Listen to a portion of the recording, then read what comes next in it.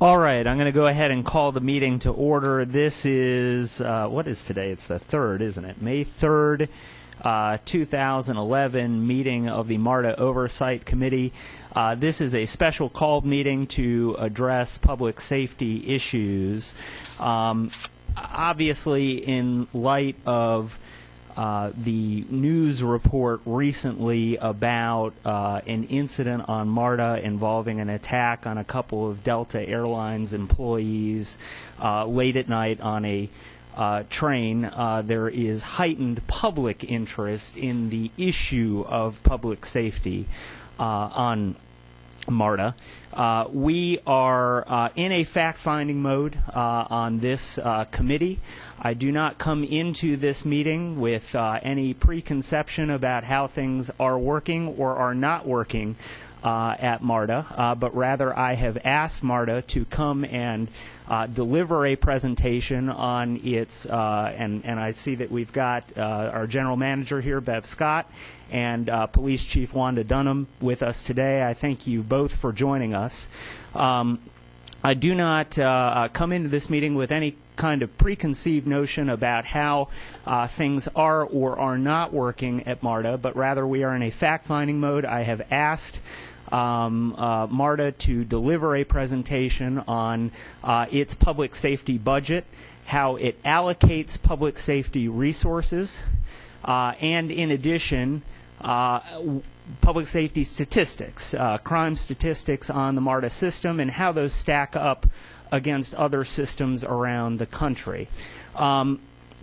This is obviously with an eye toward what I view as the most significant project of this committee in the interim between this most recent legislative session and the next, and that is our comprehensive review of the MARTA Act with an eye toward proposing some changes to the MARTA Act for the 2012 legislative session. One of the things that MARTA has stressed over time and that various advocates have stressed over time is a desire to relax or do away with the 50-50 split. That is something that I have indicated that we are willing to explore as part of the governance subcommittee process of this committee. But in so doing, we are certainly looking at placing more specific requirements on MARTA in terms of what we would like to see. I view one of those areas potentially as public safety.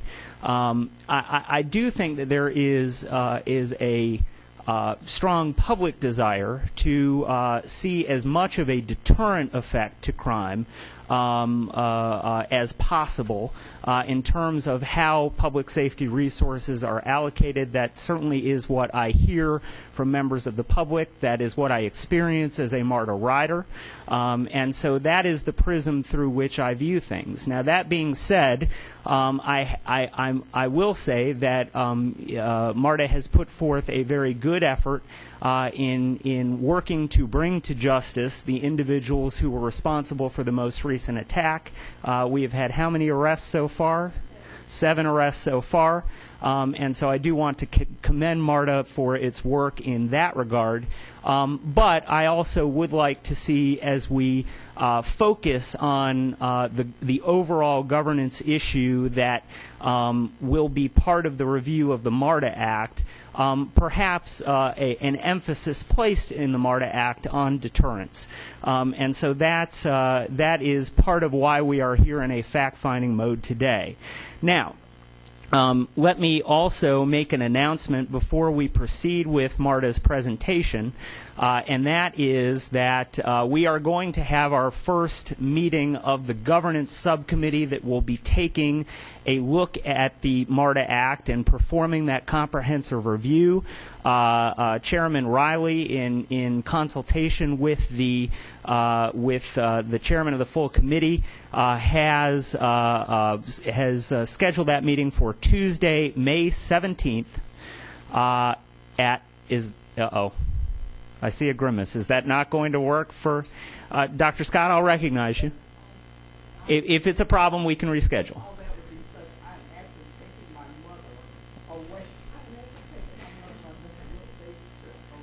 I am completely sympathetic to that. So.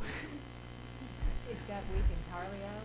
That week, but I'm here back on the 20th. Okay, so We won't do it on a Friday. How about the 24th?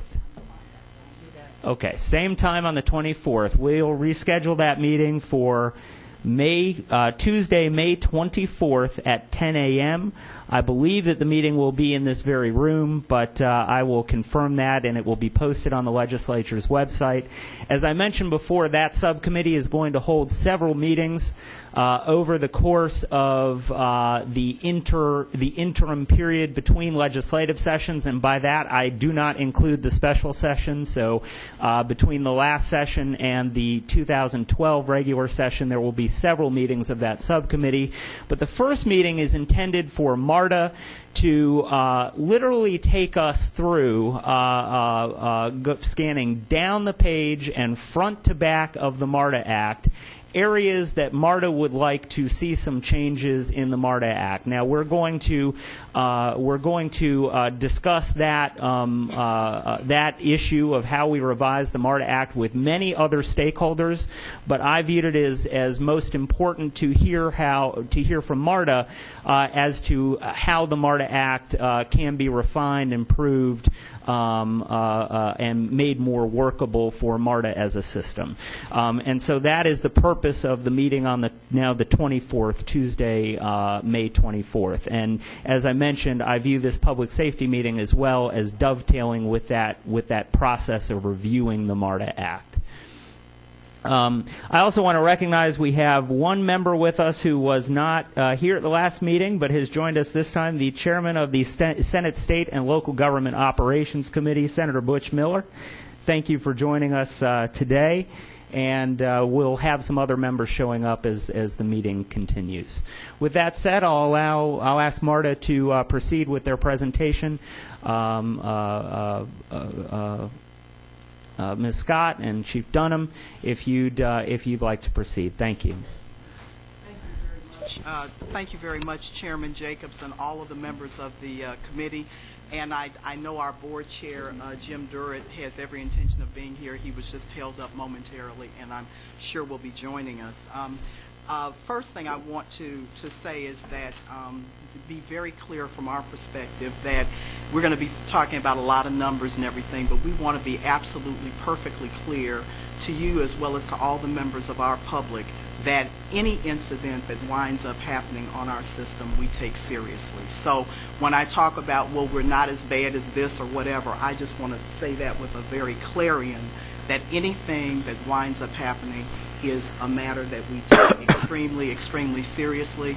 At the same time, I have to be just as candid to say that any transit system is simply a microcosm of the overall community and society within which we live.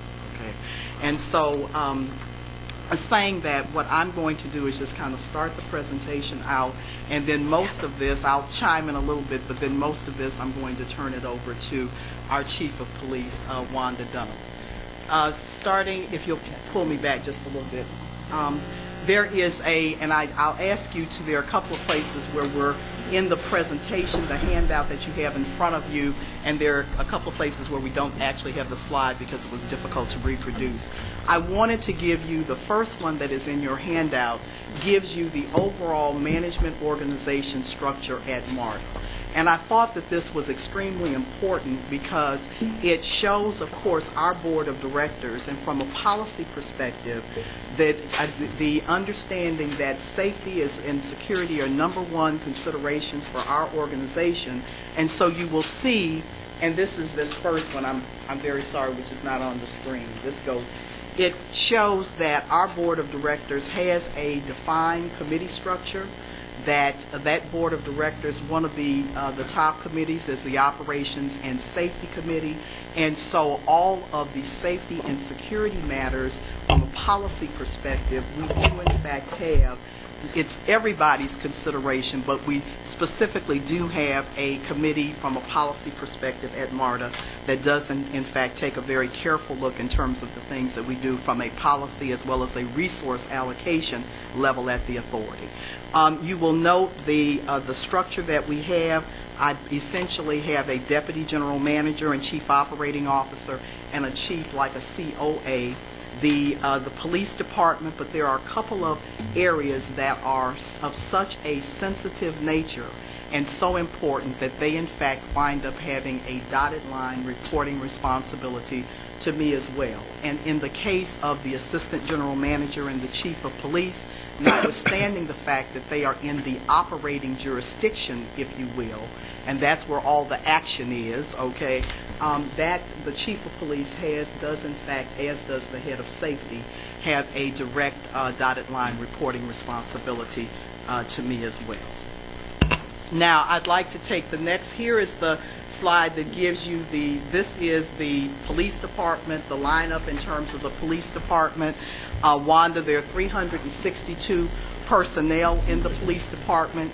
To give you the order of magnitude in terms of a specific question was raised as to what, Bev, when you talk, would you tell us how important is this in terms of where do you put your resources? MARTA's total labor budget for this year is $341 million. Our police department constitutes $32.9 million of that. So roughly 10% of our operating budget in terms of labor and fringe is currently dedicated to police. And if you'll and when you go to our capital program, and that has been, and you'll see some staffing levels as Chief goes through that specific further on in the budget in this discussion, but that has pretty much been at around that level. There have been a few ups and downs, but that's around what you're looking at in terms of allocation for MARTA. On the capital program, in terms of what we would call as absolutely security, directly security measures, if you will, or projects that are in the capital program, this year's capital program is the total. Dr. Scott, if I can just interrupt you for 1 second. I'm told by our video people that they would like for you to pull the microphone a little bit closer to you. Is that better? That's much better. Is much better. I'm so sorry. Thank you, Dr. Scott. Okay, I'm so sorry. That sounds, yeah, I can tell it myself. Okay. And so, we have had some additional members join us, and among members who were not at the previous meeting, the Vice Chairman of the MARTA Oversight Committee, Senator Fran Miller, is here with us. So I want to recognize him and welcome him to the MARTA Oversight Committee. It's a pleasure. Thank you, Dr. Scott. Thank you. And of course, our board chair, as I noted, our chair has been able to join us, and Jim Durrett. Thanks for joining us, Jim. In terms of capital program, our total capital program for this year is a little bit over $180 million. $12.4 million in the current program are really security, directly security, CCTV cameras, additional lighting, and so that constitutes roughly 6.7% of our overall capital program, roughly around 7%. So that's the specific, if you will, in answer to your question. Okay, just to give when one talks about policing and police and what happens in a transit environment, and once again, I always laugh and say I'm the old lady in the crowd, so I've had the pleasure of actually being the one to launch transit police in Houston back in the late 70s. I've had the Washington Area Metropolitan Transportation Authority at WMATA Police directly report to me, and also New Jersey Transit Police directly report to me. So through my life in transit, it's not new for me, and in fact, when one talks about Homeland Security and the issues there, unfortunately, I happen to also be in the First World Trade Center bombing directly, and so none of these things do I take in any way without a real sense of seriousness, and I think some true understanding of what I'm talking about. When we look at the framework, if you will, from a overall policing standpoint, there are four aspects here. Chief will certainly speak to them, but it's a system safety, it's a system security framework. No question the whole issue in terms of what are you doing in terms of visibility and presence. And so targeted presence and deployment. The other thing is intelligence and analysis. You must, in fact, be driven by the data.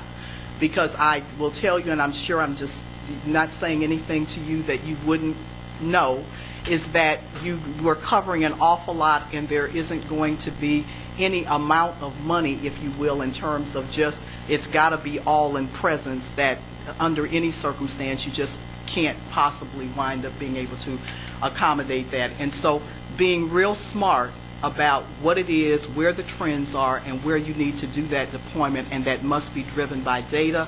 Chief will talk quite a bit about our impact philosophy, which is very much around crime statistics and analysis, technology, design, and housekeeping. Now, I had and I'll come back, this is the 6 years in New York City Transit Authority when they told us that we could not clean that subway system up, and when they messed it up, we cleaned it up, and it was like being in guerrilla warfare. But you can wind up putting all the money that one wants in terms of security and all of that, but if it looks as though public space is unkempt and it's not clean, and there's graffiti all over the place and broken, it's no different than regular policing in terms of the broken windows theory, okay? Then you are putting good money after bad.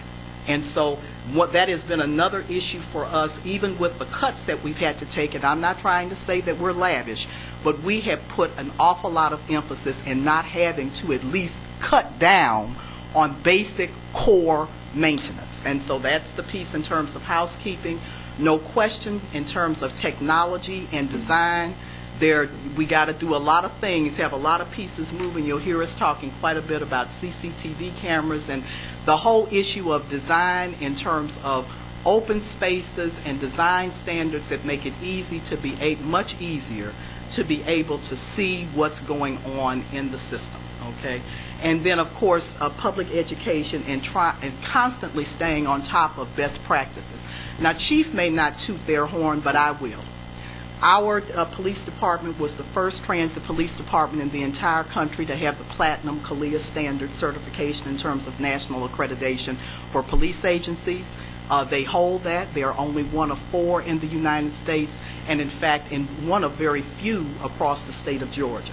And so it is in fact, we will in fact have the Director of Homeland Security, TSA, that will be here later on in the month, and one of the reasons that he's going to be here and specifically has requested to come through to do a portion of a visit at MARTA is because of the high standard of excellence within which our police department is regarded, certainly at a national as well as at a local level. Public education and best practices, all of us have to work at this together, because once again, you'll hear Chief talk in terms of our See Something, Say Something campaign, which is part of a national awareness, if you will, in terms of what takes place in transit systems. So coming back, keep going, Ron. So coming back, MPD presence, we've got a whole multitude. This goes back to the whole notion in terms of visibility, and Chief will talk. There is no one, no pun intended, silver bullet when one is talking about how do we get our arms around handling these things in very intense public space. Technology, design, and housekeeping, once again, you got CCTVs, things like lighting, communications, fare system controls. We'll talk a little bit maintenance and cleaning. Public education and best practices. Chief will go through in much greater detail some of these key pieces, but I am going to highlight, and I certainly don't want to stereotype you, but we have some real, together as a community and a region, we've got some real things that we've got to do as a focus in terms of these youth. Our police department has been very actively engaged. This is not a flavor of the month for us in terms of youth programs, gang resistance. I was actually out in DeKalb County with the schools. Oh, this was probably a year ago, and I was shocked myself to hear the DA and them talking about that there were hundreds of gangs, okay, and baby gangs, okay, that were just literally operating within our overall region. And so these are things that are just a part of the world, unfortunately, within which we live. And so figuring out how do we, in fact, all together get our arms around this is critical. Nuisance behavior is another. Okay, and these are some of them border on, they certainly would not be a Part 1 crime. Some of them are Part 2, but quite candidly, it's more than that. It's lack of civility in public space.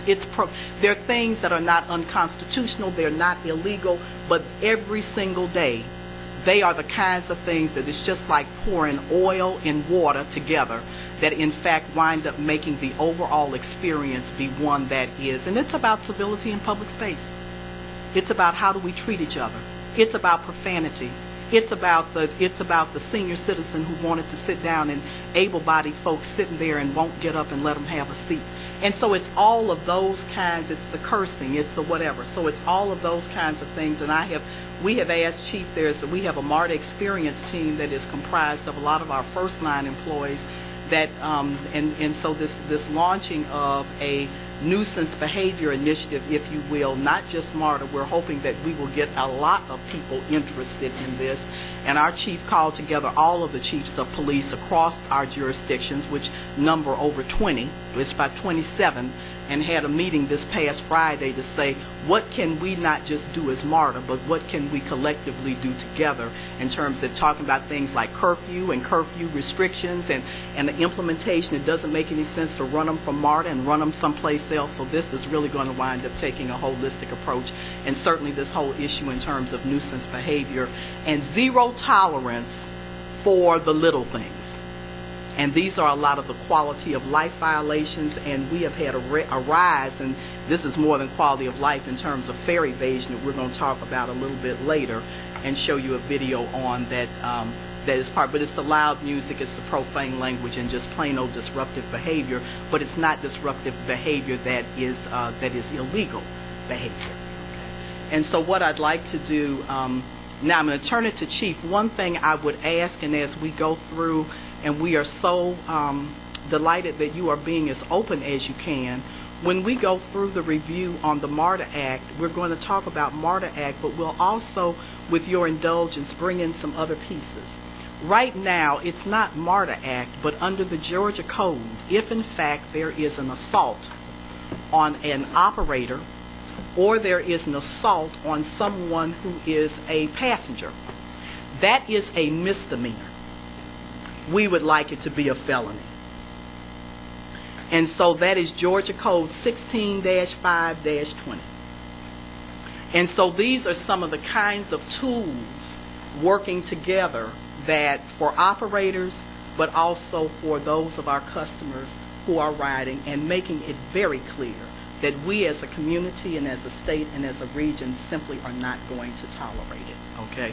And so that I would just say to you is certainly one of the, we've got a lot that we will be doing on our end, but asking for your help, there will be some things of that nature like that that we will ask to investigate with you. So I'd like to turn it over to our chief. Chief Dunham. Remember to pull the mic as close to you as possible. How is that? That's perfect. Okay. Chairman Jacobs and members of the martoc committee, thank you for having us here today. It's always good to come and talk about some of the things that MARTA police are actually doing. I don't think people know. I don't think we toot our horns enough. We hear the bad things, but I don't think we hear enough about what we're actually doing. And so we appreciate the opportunity to come before you today. We're going to, as you can see, that's just a snapshot of our police department. A lot of folks don't know that we are a full-service police department, which means that we pretty much are self-sufficient. We can handle everything that any other jurisdiction can handle. We do our own crime scenes. We do our own homicides, whatever any other city of Atlanta and our other jurisdictions do, we can actually do that in-house. One thing that we have to do, and the reason we did that, is because we are public transit, and we have to keep people moving. Not that our local jurisdictions wouldn't help us if we needed help, but they just don't come as quickly as we need them to, and sometimes we have to get our citizens moving. So we're going to go through this really quick because I know you want to get to questions, specific questions. Just an overview of just the area that we cover. Some of you may not know that the service area in the city of Atlanta, DeKalb, and Fulton counties is 834 square miles that we cover. We coordinate with 27 local law enforcement jurisdictions. We have memorandums of understandings with each of those jurisdictions. We are very good partners with them, and so we have no qualms about asking them for help, and they have no qualms about asking us for help.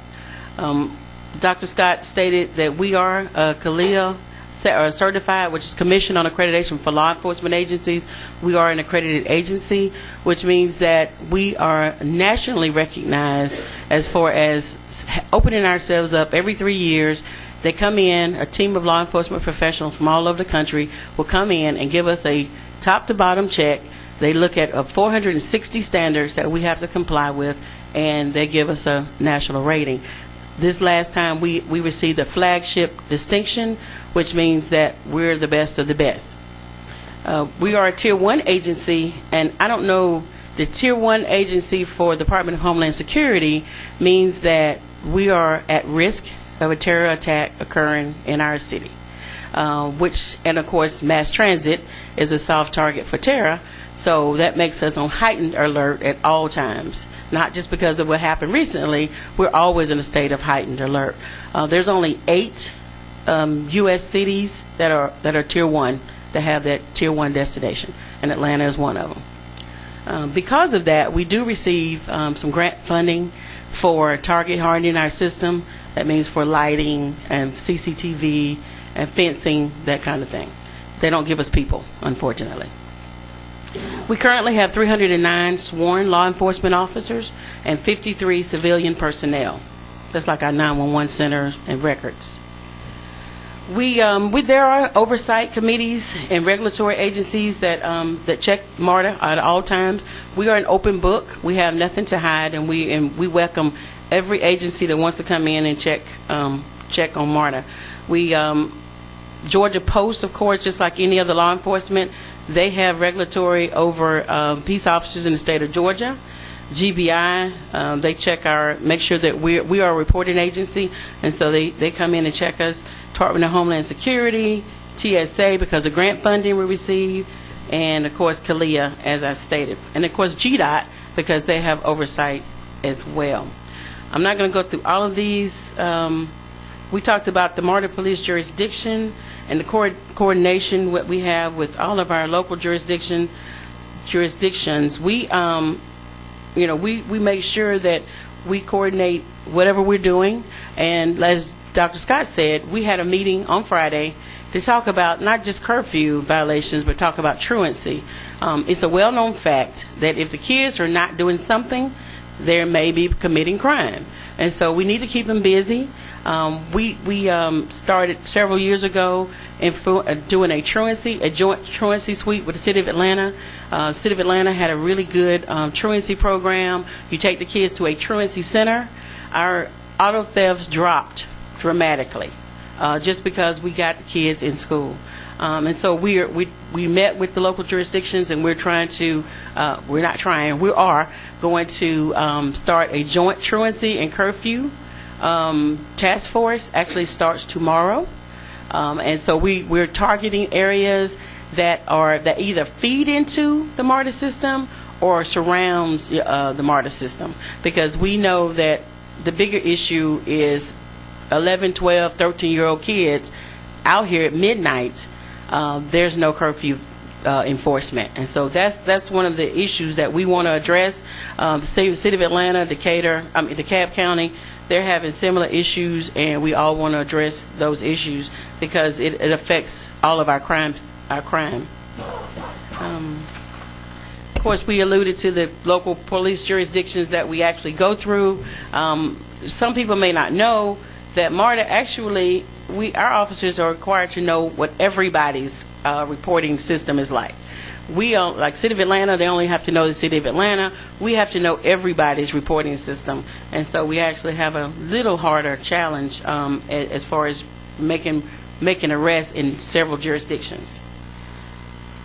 The system overview, we have 14 major buildings that we're responsible for, 38 rail stations, 8 parking rides, 513 buses, 318 rail vehicles, and 173 MARTA mobility vans. Some of our services that we actually provide, we talked about being a full-service department: bike and motorcycle patrol, bus patrol, the bomb assessment team, criminal investigations unit, juvenile crime prevention team. We talked about the truancy. Each one of our precincts has their own juvenile officers in the precincts. That's to handle the juvenile crime in the precincts, or prevention of crime in their jurisdiction. We have emergency preparedness units, and we talked about a Tier 1 agency. I think our challenge is a little bit different, because not only do we have to concern ourselves about crime, we also have to be concerned about homeland security and acts of terror occurring on our system. So we're always in a state of what can we do to protect against or deter any kind of acts of terror, as well as acts of crime, of criminal activity. We talked about, I think Chairman Jacobs mentioned comparing ourselves nationally. We took the top 10 national transit agencies, and I think we stack up pretty well. There's only one other out of the top 10 that actually have a better crime rate of Part 1 crimes for last year than we do, and that's the MTA in Baltimore. Of course, they're a smaller system, but I think we stack up really well. Well, Boston actually had 987, but we stack up pretty well with all of our other transit agencies. We compare ourselves to WMATA, MBTA in Boston, and DART in Dallas, because we're similar size and we go through jurisdictions. But I think we stack up pretty well with our transit agencies all over the country. Some of our safety features: some folks may not know that we actually have panic buttons for our drivers on buses. We have radio communication systems for our drivers as well. Rail vehicles, at the end of every car, there's an emergency button in the car for all of our customers. If they don't feel safe, just get off that train, call it in, pick up a white or blue phone at the stations, and we can call MARTA Police. The doors automatically alarm and stay open when someone is preventing them from closing. So if there's an issue, if the doors are open, that's also an alert system for police. Inside of our transit stations, of course, we have police officers, uniform, plain clothes as well. We have the blue police phones to go directly to police. The white phones, it says for customer service, but actually the white phones go to police too. So we handle the blue phones, the white phones, and the red phones actually go to rail for fire service. The CCTV system, several years ago when Dr. Scott first came, the CCTV system, we had about 600 cameras. It really didn't have a champion. Dr. Scott gave the champion, she made me the champion of the CCTV system, because she said it needed a home. It really didn't have an owner, and because it didn't have an owner, nobody really was watching the cameras and making sure that they were up and running. So we took control of the camera system several years ago. Since that time, we went from old, antiquated black and white cameras to over 1,100 color digital cameras, and we are planning to add another 600 cameras by the end of next year, with the option to add 2,000 more cameras in the next couple of years. So we put the infrastructure in place just because we know that eventually we'll be moving on to other things like video analytics, maybe facial recognition, those type of things, technology, and infusing technology and personnel. I don't think, someone asked me the other day, Chief, what do you think is the solution what's the best crime solution? And I told him it's not one, it's not all people, it's not all technology, but it's a combination. It's a combination of all of it. It's a combination of police presence, it's a combination of technology. For terrorism, it's a combination of K9, adding K9 as a deterrent, but it's also a combination of the public helping us. And that's why we launched our See Something, Say Something campaign, because we need all the eyes and ears that we can get. And so our customers are going to be our number one line of defense, because they're out there every day, along with our first line employees. And so that's why it's no one solution to crime or terror. So we need all of those things, and it's a layered approach, not just a single solution. Those are just some of our safety features. As we talked about, the officers, as you can see, the officers, sometimes the officers, we increase the officers' presence. Now, the officers in the stations, we increased officers on the train a couple of weeks ago when we talked about it as a command staff, and with Dr. Scott and Dwight Farrell, our COO, we talked about increasing presence on the train, because that's what the customers wanted to see. And so we said we were going to do that. We had officers in the station, so we didn't actually increase the officers in the station. However, when we put the officers in those bright yellow, kind of greenish vests, people called and said, "You got more officers in the station." We really didn't, but because now they see them more, because they were blending into the woodwork. But now, since we put them in traffic vests, people think that we actually have more people, so it creates that presence inside the station. Now, we did actually increase officers on the trains and on the buses, because that's what we needed. We needed some more presence, because we just didn't have enough officers to go around on the trains. Our staffing levels, of course, I think Chairman Jacobs asked about our 5-year, maybe our history of staffing levels. We went back to 2007. We had 298 sworn personnel in FY07. In FY08, we had a plus up of 326. FY09, we went to 314. FY10, 310. And last year, FY11, we lost one position, 309. And if I could on that one, what we did was to run what was the authorized strength level of the law enforcement personnel, not chief civilian personnel. At the level of the 326, her actual incumbency level at that point in time was 294. We started with the downturn of the economy in January of 2008. We froze positions over at MARTA, and so so you're looking at the authorized, but at no time have we ever wound up doing a layoff where we in fact impacted any of the law enforcement personnel on staff. And the little cut that went from 310 to 309 was an assistant chief's position that we did not in fact wind up filling, but not boots on the ground. Okay. The turnover ratio, we used to have an average of about 10% of a turnover ratio in 2006. 2007, we went to 6.1. 2008 went back up to 9.5. 2009, 5.6. 2010 and 2011, we're trending at 3.7. The economy has helped us. It used to be that people would come and train and go somewhere else, but I think the economy has helped us, and people are staying put and not really moving around as much in law enforcement. And I think other law enforcement agencies are having challenges as well. Our neighbors in DeKalb, to name a few, and so they're having challenges. So I think people are trying to stay put until they see what the economy is going to do. We hope they stay put for a long time, but make it a career. But you know, we're always looking at the trends, and we're pretty pleased with the trends as they are now. I just wanted to, and this predated me, but I want to go back up to this turnover ratio.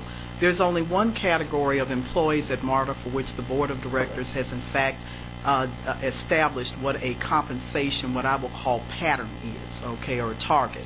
And that has to do with the police department, and that relates back to this period of very intense turnover that was taking place in terms of MARTA police 5, 6, 7 years ago. And what they found was that we had a very non-competitive pay structure.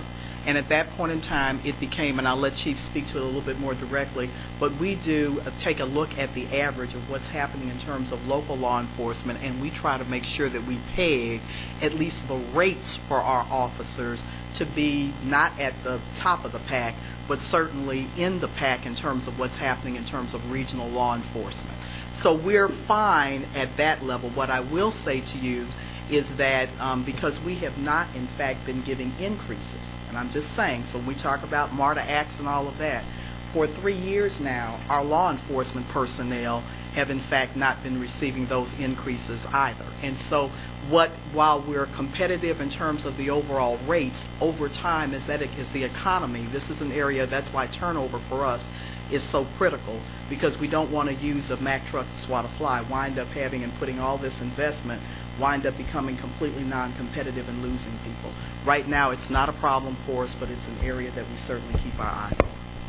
And when you say competitive, you mean competitive, we're not talking about other systems, we're talking about other Metro Atlanta police departments. Absolutely. All right. Absolutely.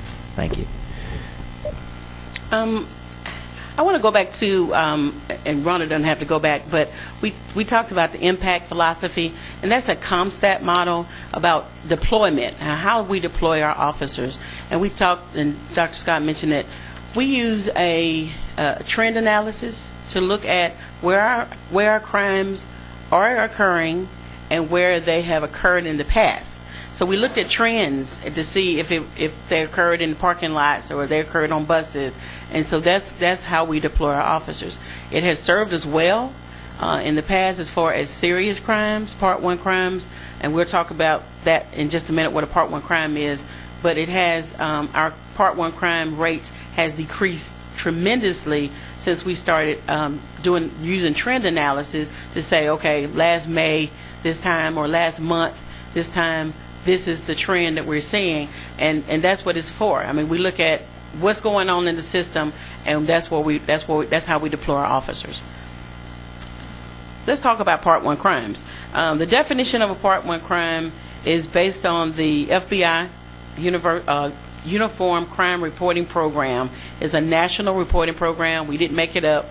There's their definitions, and so a Part 1 crime are your more serious crimes. It's homicides, robbery, aggravated assault, larceny, auto theft, arson, rape, and burglary. And if you look at our crime rates, we are trending downward every year from starting the fiscal year FY06, 547, 493, 08, 505, 2009, 475, and 2010, 418. So we are trending downward, and our Part 1 crimes are going down. And if we looked at general locations, where are most of our crimes occurring? And if you look at our parking lots, they're usually where we put our officers. We put people where, because based on trend analysis, it looks like the parking lots are, where most of the crimes are occurring. And so based on trend analysis, that's where we put most of our emphasis. Not to say we can't come out of the parking lot if there's something going on, obviously, but for the most part, we keep cars, our mobile units in the parking lot, and we have officers walk in and out of the stations as opposed to just being stationary. If you look at, and then the next slide just talks about where we are currently. Till yesterday, or actually 420, we were at 2.95 Part 1 crimes per million unlinked trips.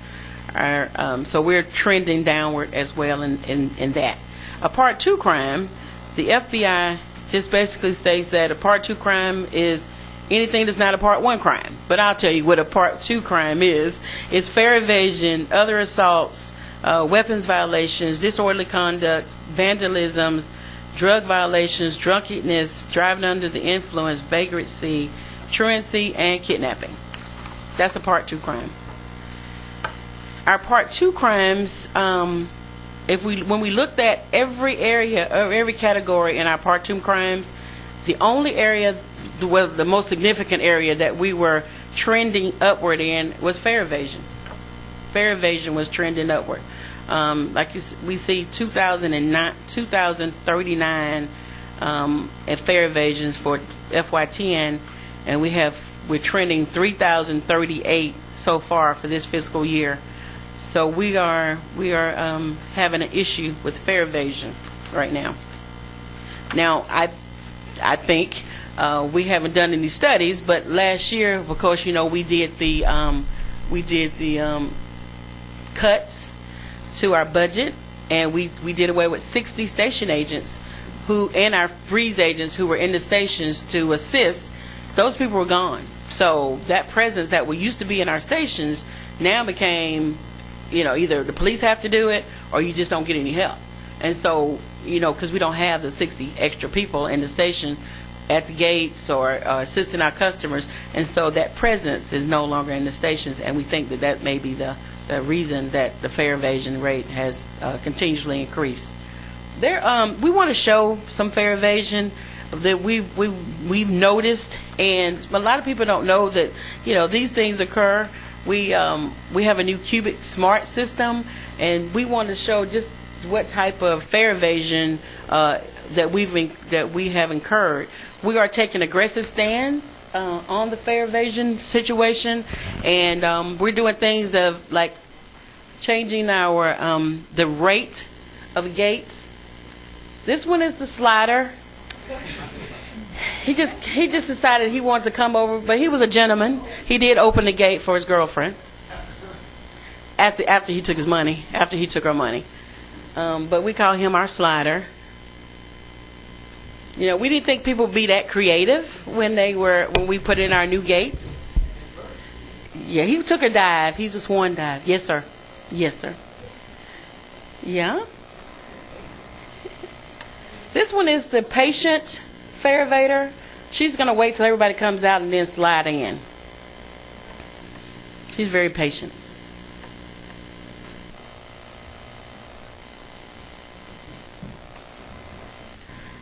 These are girls that's going to a concert, and I think they don't know what to do.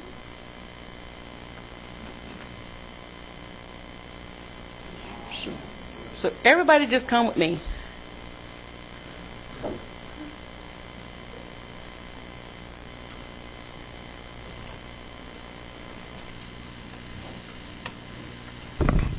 You'll be hearing quite a bit. We're working with our regional partners too. We're calling it hardening and closing down the system.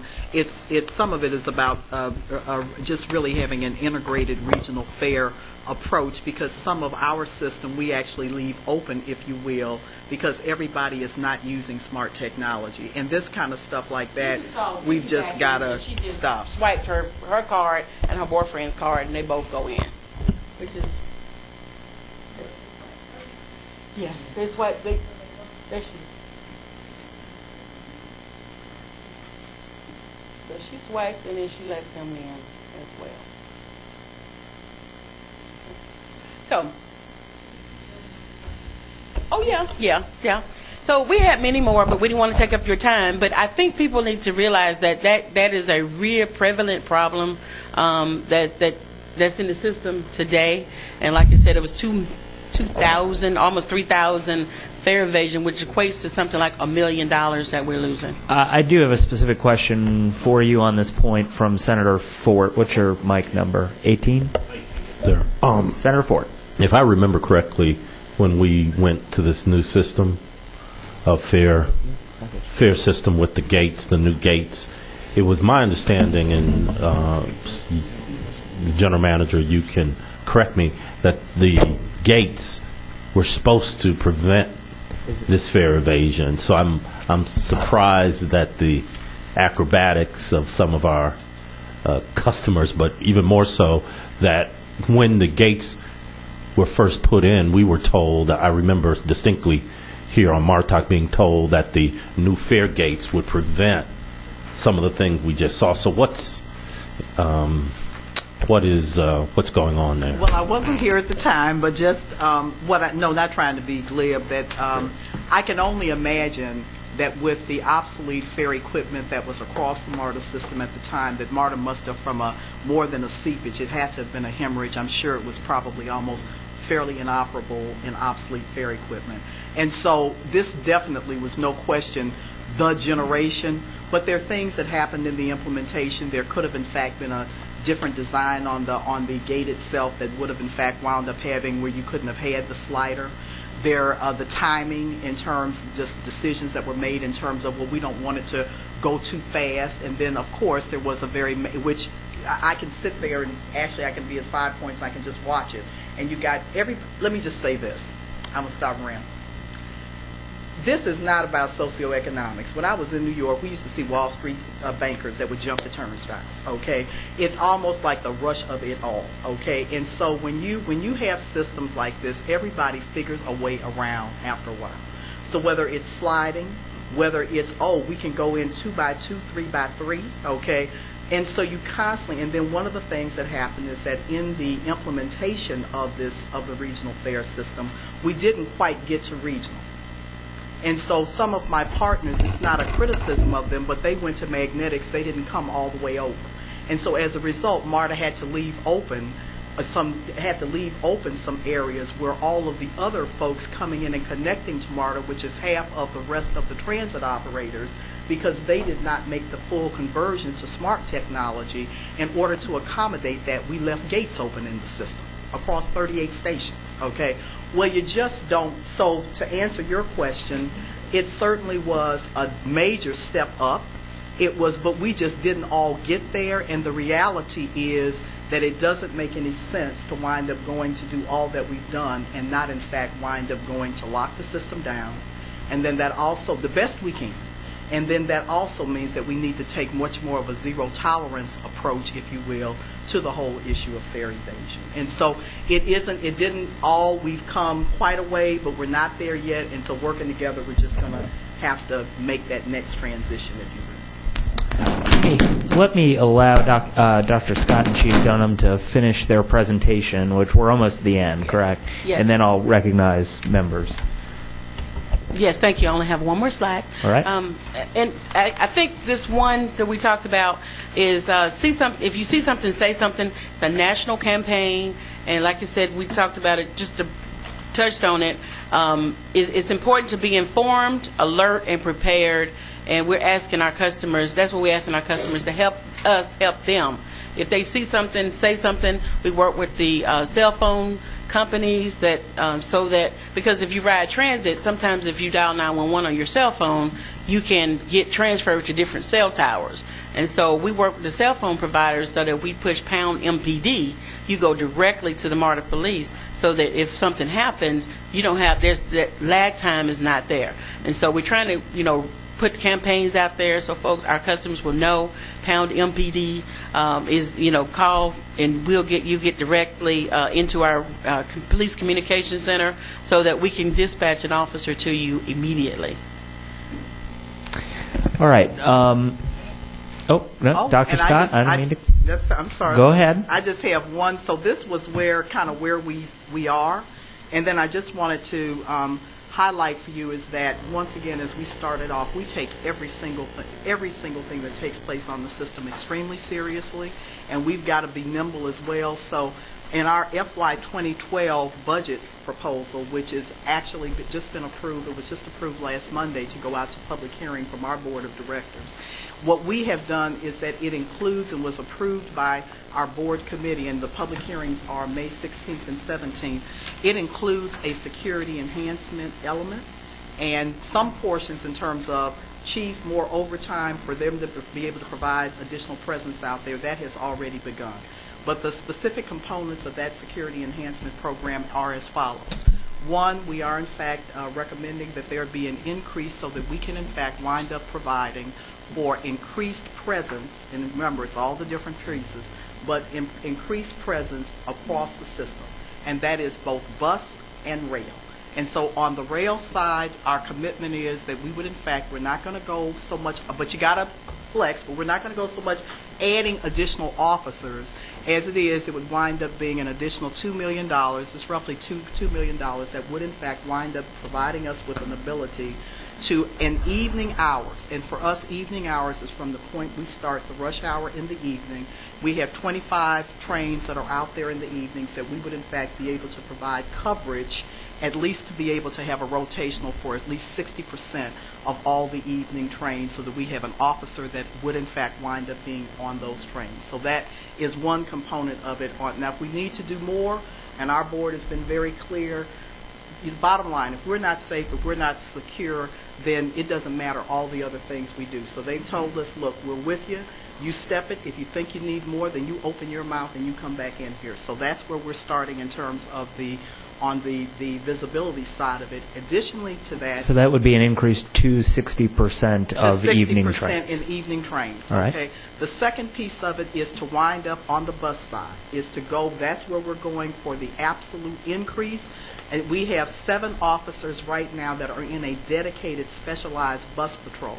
We're going to increase that by 100% to add another 7 officers that would in fact wind up being dedicated to specialized bus patrol units who will in fact wind up being able to be deployed from our bus garages. And so that is another. If that doesn't get it with all the other, we're not, but that is absolutely that a point of it. Going to the second box, which was technology. We have been behind in terms of doing deployment of CCTV. We've done it in our stations. We've done it in facilities. We've not gone with an all-out bore on the equipment because, quite candidly, it was the top one that we had in our FY 2011 congressional request. Well, nobody did earmarks. It's not a party thing, but that was. So what we've said is, regardless, if we don't get federal funding, we think we might be able to get something on Homeland Security, but even if we don't, we have gone with an absolute expedited to, in fact, equip every bus, and we will start with the bus system first, every bus and every mobility van and every rail car with CCTV cameras, okay? Now, when I tell you, even on an expedited basis, I don't want to fool you, it is still going to, on the bus side, we've made the commitment to no later than a year and a half to 2 years, because we got to do the design, because the new equipment is not a problem. You come with it all wired. The old equipment, you got to do the design on each of the bus fleets. You got to do the wiring, you got to plumb it. You can reuse the camera, but the retrofit will take a bit of time, and plus we will have to do the design across the rail fleet. But our commitment, I have one board member, several of us saying, make it all happen by no later than the end of 13, Bev. We have a commitment to 2014, but we will try like heck to have it up, everything up. Across all of bus, which is roughly 550 pieces of equipment, all of MARTA Mobility, which is roughly about another 180, and our commitment is to give every single move to make that happen and then immediately go into rail, okay? And so that would be complete deployment of CCTV across the system. The other is this launching of the campaign in terms of, call it transit etiquette, but around nuisance behavior, okay? It just is offensive. I mean, we do quality of life surveys with our customers, and this year was the first year that we put in pieces around disturbing behavior that were not necessarily illegal, but didn't chapen. And this is what people are saying, I don't want the profane language. I don't want somebody who's cursing around me. I don't want this. I don't want. Now, is it illegal? No, it isn't, but it does not make for anything in terms of an experience for me. And so, and when we asked people on bus and rail, it wasn't about somebody hit me. It was about, did you see things that were just disturbing and offensive behavior to you? And really, roughly about 20% of folks, it didn't matter which mode, said, yes, I have in the last 30 days, and I don't like it, okay? And so that Chief this is not just a MARTA piece. She is working very aggressively, and we will ask all of our policy level to come in, but we first said, let the experts, law enforcement, sit down together and figure out things like truancy and curfew things, and how can we move together so it's not just fly in the pan where MARTA does something over here and it's the flavor of the month, and then the people move over here to help us to really come up with partnership strategies. And then the other thing that we can do more on our end, and we're not trying to violate anything with ACLU or whatever, but we have never really been very aggressive in terms of looking at how to ban people from the system. And it may not be a full ban, okay, and actually we're going to be sitting down looking at some things like really camera systems with facial recognition and all that, just actually this next week. It may not be a full ban for the kid who's a school kid, because we don't stop you once you stop going to school. But you know what? When you finish with school, going in the morning, coming back in the evening, you have no business, if you've been a little terrapin, being on this system for maybe 30 days or whatever, all the way to making sure that we really get the kind of things that would, if we've got somebody who is just doesn't need to be on our system, that we in fact take all kind of action we can to make sure that they would in fact be able to be banned. It's going to take some steps on that. We can't just as MARTA do that. We're going to have the support of the court system, but we believe that there is more that we can certainly do in that area, because I'll be very honest, the entire time I've been here, notwithstanding, I call it Dorothy with the red shoes, we might have been able to do it. We've never banned anybody on the system since I've been here, okay? And so, we need to step that up and just say, whatever we can do, we need to do it. So those are the, that would be our presentation. Right. We have a full bank of lights for you up here, and then as I mentioned in the call for this meeting, we are interested in hearing from members of the public.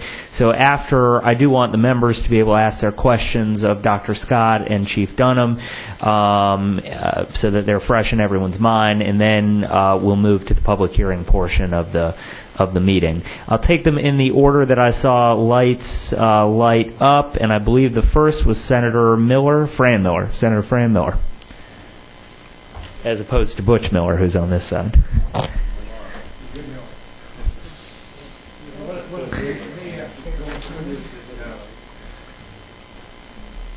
Obviously, the media can't read, because if you look at your statistics and where you're going from the trend standpoint, certainly your performance is very, very good. Couple of questions for you. I think the CCTV thing is big. Not working. The CCTV is big. My question to you, what can we do, what kind of funding do you need expedited, in order to put the CCTV in 100% in your system? Because I'll tell you right now, I don't know anybody that wants their wife or their daughter, okay, or their teenage child or whatever to be on a MARTA train after dark. Okay, and that's not your fault. But if we can get the word out, and if we could expedite this CCTV, I know I've got clients in the restaurant business, i.e. a Waffle House, for example. The differential that makes when the public is aware that something's up there taking a picture of everything, it's huge. And I can't, versus adding personnel, which we've talked about here, this is so much cheaper to do this. It can't be that much money. I mean, we're sitting here talking about right now where everybody in Atlanta all of a sudden wants to talk about regional transportation. Well, first of all, let's take what we got and make it safe so people will use it. So my question to you is, do you know today how many millions of dollars, or if that's the number, that you need so that you could expedite this, so by the end of, for example, this fiscal year, this year, if you could say we've got 100% coverage with CCTV, what's the price tag? Let me tell you, the price tag that I have is to do all the equipping is about $15 million, okay?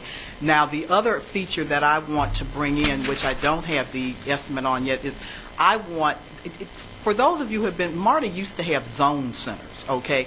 And it was almost like you would hear the voice of God that would come out and say, oh, would you please move away from the whatever. So with these CCTVs, Chief has a portion of that capability in her area, but I want to be able to get that voice in there too, so those cameras can be moving, and then on top of that, we can wind up having active, nice things coming out, but just letting people know it's not just when something happens, we're looking at you. Well, okay? I think that's from a standpoint of, if you want people to be informed about what's going on, if you have that kind of a program, to me, look, your statistics are great. You're never gonna get fair coverage from that perspective. But if we could get the message out to the public, yes, this is a safe system for you to participate on, that there's awareness out there, the public is made aware of it. I mean, the sooner we do this, the better. And we can't add personnel because it's a dollar cost, and the benefits and so on and so forth. But for God's sake, we talk about technology. If that's the price tag, and everybody's worrying about billions of dollars for regional transportation, well, let's make what we got saved for $15 million, if that's the number. And my chair is just where he said, and Bev, the other thing may be able to get some assistance in being able to expedite get through the procurement process and all of that. So we will come. I can tell you what the price tag is the $15 million on the basic that we have on the engineering and for the cameras themselves. We're actually going to be meeting next week with make sure we get, even understanding technology changes, the best in class in terms of the kind of equipment that we want out there. And then the key for us is how quickly can we wind up being able to move it through the pipeline. Well, all revenue starts in the House, so I'm sure Chairman Jacobs is going to take care of this for you. And that is for all buses, all trains. Everything. That the $15 million is all inclusive. Yes. Thank you very much. Yes, it is. Thank you. Senator Butler. Thank you, Mr. Chairman, and Beverly Scott, Chief Dunham. I'm pleased that you've come today and enlightened us with new information and old information that some of us do know. But I was looking as you were going through Part 1 crimes and Part 2 crimes, and I know you don't put that together. I was struck by the fact that kidnapping would be a Part 2 crime, when that could easily result in being a Part 1 crime, because it could result in rape or murder. So have you all ever taken that up with our national folks? No, ma'am. The FBI sets the National Crime Index, and we were talking about that with our legal staff, and Ms. O'Neill was very clear to say, don't confuse Part 2 crimes with just nuisance behavior. Part 2, there are some serious things in Part 2s as well. Mm-hmm. So we look at those as well. We're just gauged by Part 1 crimes because that's the FBI crime index. But we look at every crime that occurs on MARTA. So even though it's Part 2, it doesn't negate the fact that it's still a serious crime for us. Yeah. Thank you. Yes, ma'am.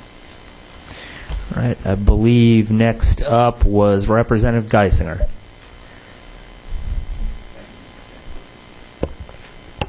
Hit the gray button on the back.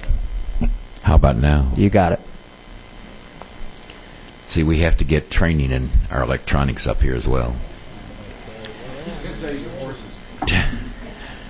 Dr. Scott, you were talking about the fares.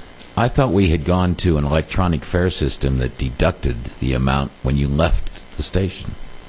Is it only when you go in that it's deducted? It's only when you wind up going in, sir, that it's deducted, yes. And doesn't the D.C. Metro system deduct it when you leave the station? Yes, it does, and that's it's because you have to be able to do the calculation on the distance and fares. The time. Yes, sir. And why haven't we considered distance fares? Oh, we have. Okay, we're doing more than considering, but actually as part of our unconstrained list, we're doing all of the upfront work to wind up being able to do variable-based fare, and have included that as one of the pieces for a new initiative. And may I ask where we are time-wise? Time-wise, what we've committed to is, assuming that the referendum passes, then we will have completed the work that we need to say, here's the next generation, and the funding of the actual implementation we'd be looking for to come out of that in 2014. Are you considering a distance fare of, say, 25 cents from one station to the next station? It has not. The actual decision on what the amounts would wind up being have not been made. Mr. Chairman, may I ask one more question? You may. Thank you. Dr. Scott, you have police patrols for the buses. Are those the cars that we see the MARTA people riding around in? Yes, sir. They're all mobile because they have to get out to, like I said, 805 square miles, and so wherever the buses go, there's where our vehicles go. Thank you. Yes, sir. Representative Mitchell. Thank you. Thank you, Mr. Chair. First of all, Chief Dunham, I've had the opportunity to interact with you often. I was just curious, could you tell us, what is your background? How did you get to be chief?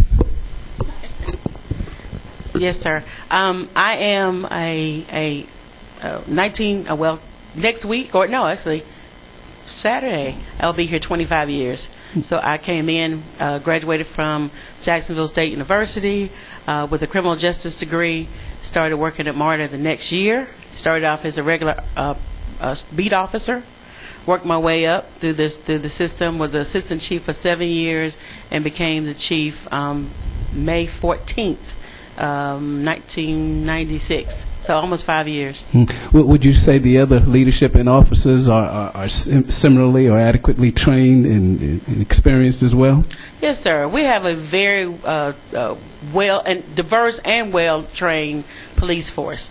We go through the same training. We actually go through the police academy, Fulton County Regional Police Academy. So we don't have our own individual training. So we go through just like any other law enforcement officer.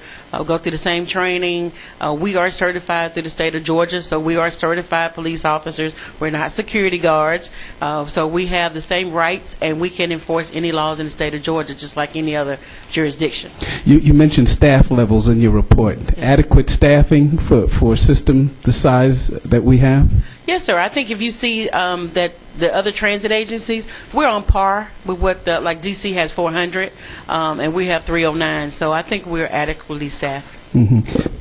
If I could make an observation, and this is one of the areas that Chief and I have talked to. I'll take D.C., for example. D.C. has 400 police officers, but they also have another level, which are really they are very high level in terms of security, and they do a hybrid. They're not sworn law enforcement, but they're property protection individuals. And so you find that combination in some of the systems, and that's something that we really we need to look at. We just have not had the funding to do that at this point in time. But as we begin to expand and do some, just looking at different tiering of how you would wind up handling the whole issue of security, even as you wind up expanding a regional system, all of the light rail systems are honor fare systems, and so that means that will bring in a whole new thing of fare inspectors. And so as we talk about the MARTA Act, we'll say some of these things, looking at how we could do some different triaging, because everything does not need to be law enforcement. You need law enforcement and sworn personnel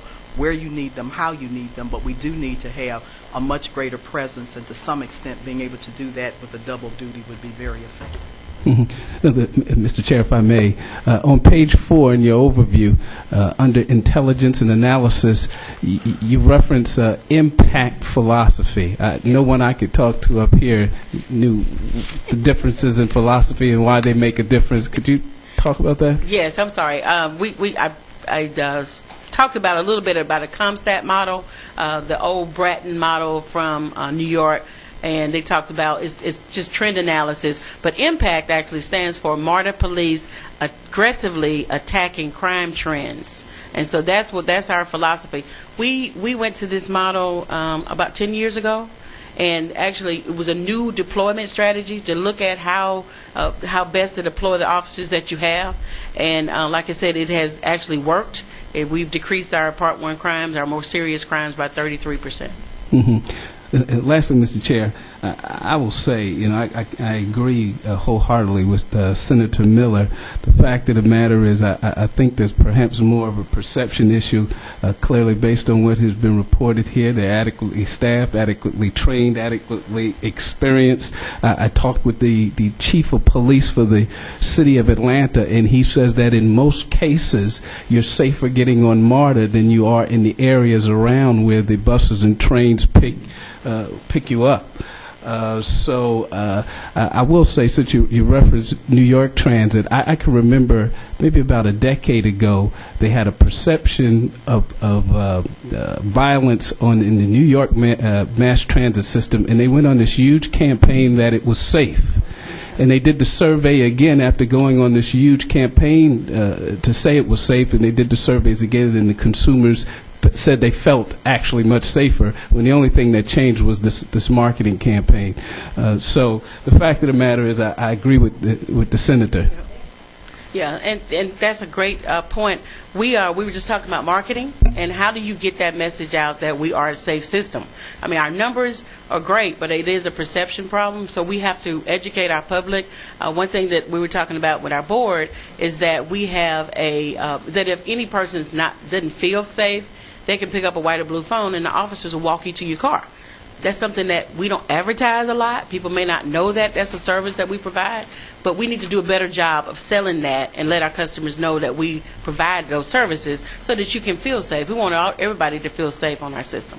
And also the ambassadors for us downtown, they want to partner with us so that ambassadors can come inside of our stations and actually just give that extra presence that our station agents left when they were displaced. So we're partnering with them as well. I think if everybody can recognize the ambassadors with the big hats, it gives us more of a presence inside the station. Thank you, Mr. And Chair. I'm only over here smiling because with the launch of the transit etiquette and nuisance behavior, our marketing and some of our department, I'm giving the leadership of that to Chief, okay? Because it's not, and they were like, but this is like a marketing, but I wanted the leadership for it because it's really about that overall broken window theory, and I know that they're living it every day. So she's taking on a new role, additional role. Thank you, Mr. Chair. Representative Taylor. Thank you, Mr. Chairman. Got a couple of questions for Chief. One is the zero tolerance and the nuisance behavior thing. I mean, I travel in New York a lot over the difference between the Dinkins and the Juliana era. I think that's great. Some of these things don't rise to a crime, but this really comes back down to an economic development issue. If, you have somebody coming in from the airport, that one experience can change their view on moving a company to Atlanta or anything like that. Is there anything, I guess, a thought for some of the nuisance behavior, not necessarily banning them from the system, but you're off the train right now, something like that? Is that? Yes, actually, we are looking at. We're going to institute as a part of this transit etiquette. What can you do on a MARTA train? What will we accept on a MARTA train? One problem that we had: homelessness is not a crime, but we do need to enforce the fact that it's one ride. If you get in, if you ride all the way to the end of the line and come back, then you need to, we can ask you to leave. And so those kind of enforcement issues. We've been having plainclothes officers on the train, but we need to do a better job of having more. We want to do a piggyback approach. Remember, we were talking about layered approaches to deployment, but we want to do a piggyback approach where we actually have plainclothes officers on the train, but then we have uniforms on the officers on the train, and what our customers are telling us is that once the uniform officers go through, then they go back to that same activity. Well, we want to piggyback, have uniform officers go through, but have plainclothes officers on that train to actually affect the arrest. And so I think if we do like a tag team approach, I think that will be our best strategy for now. Okay, I've got one more if I can. Certainly. As a Tier 1 threat level system, and this is just a question, do you guys do any like a mass casualty thing, say like an Shinrikyo thing like happened in Tokyo a few years ago, where you actually walk through one of those scenarios or game out one of those scenarios to respond to a major effort like that? Oh, yes. We one good thing about I'm not happy that we're a Tier 1, yeah. But because we're a Tier 1 agency, the federal government has been very generous as far as giving us funding, to make sure that we have full-scale exercises, tabletop exercises. And one thing that they say that we have to do is that they have to be multi-jurisdictional. And they have to include a bombing or explosive type situation scenario. And so last year we hosted one of our largest full-scale exercises out at the Inman Park station, and it was over 300 participating agencies from the federal government, from FBI, and our other regional partners like Greta and Cobb County, to local governments. Thank you.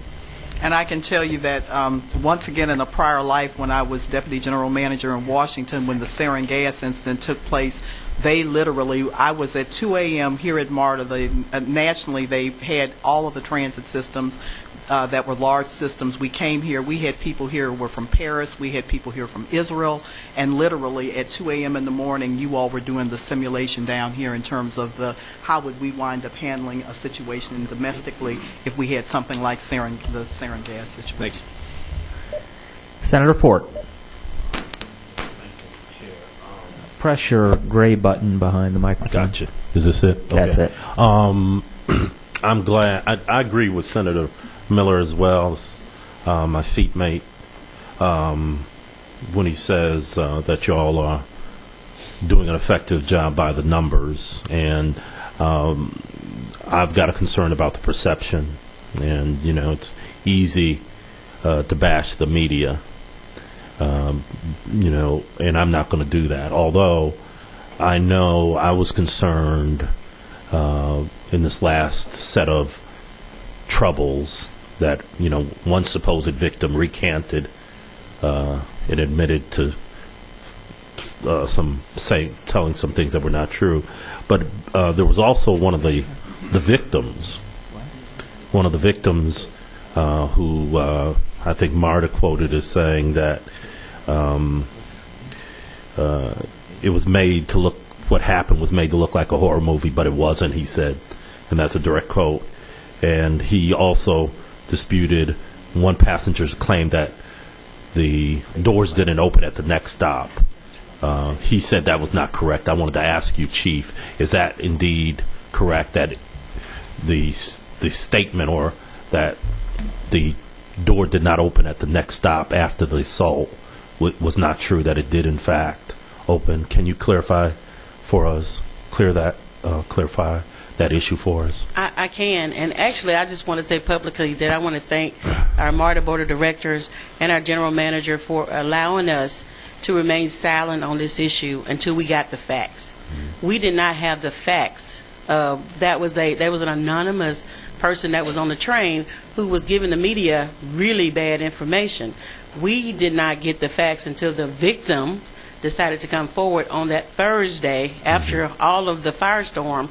We didn't have the facts, and so on Thursday, once the victims came forward and pointed out and told their story and identified exactly what happened, within 24 hours, we had our first person in custody because we had no facts. During that interview with our victims, they said that it wasn't, they didn't want to make it a big deal, that they had written MARTA several times while they were here. They were in town, so they were staying at the Renaissance, but they were in town. And they wanted to, they had written MARTA several times. They knew it was a fluke, their word, not ours, and that they had written MARTA actually the Friday after we talked to them. They said they would continue to ride. And so they basically, when we asked them their story, they said that a lot of the things that were alleged did not occur. The can in the face did not occur. The doors opened at West End. Actually, in fact, the assault didn't take place until after they left West End. So it didn't even start. So it happened between West End and Oakland City. Okay. Yes, sir. All right. Which we didn't know until they told their story. That makes sense. Let me follow up with another question regarding the monitor system. And I do think that it's very important to implement those cameras on buses, etc.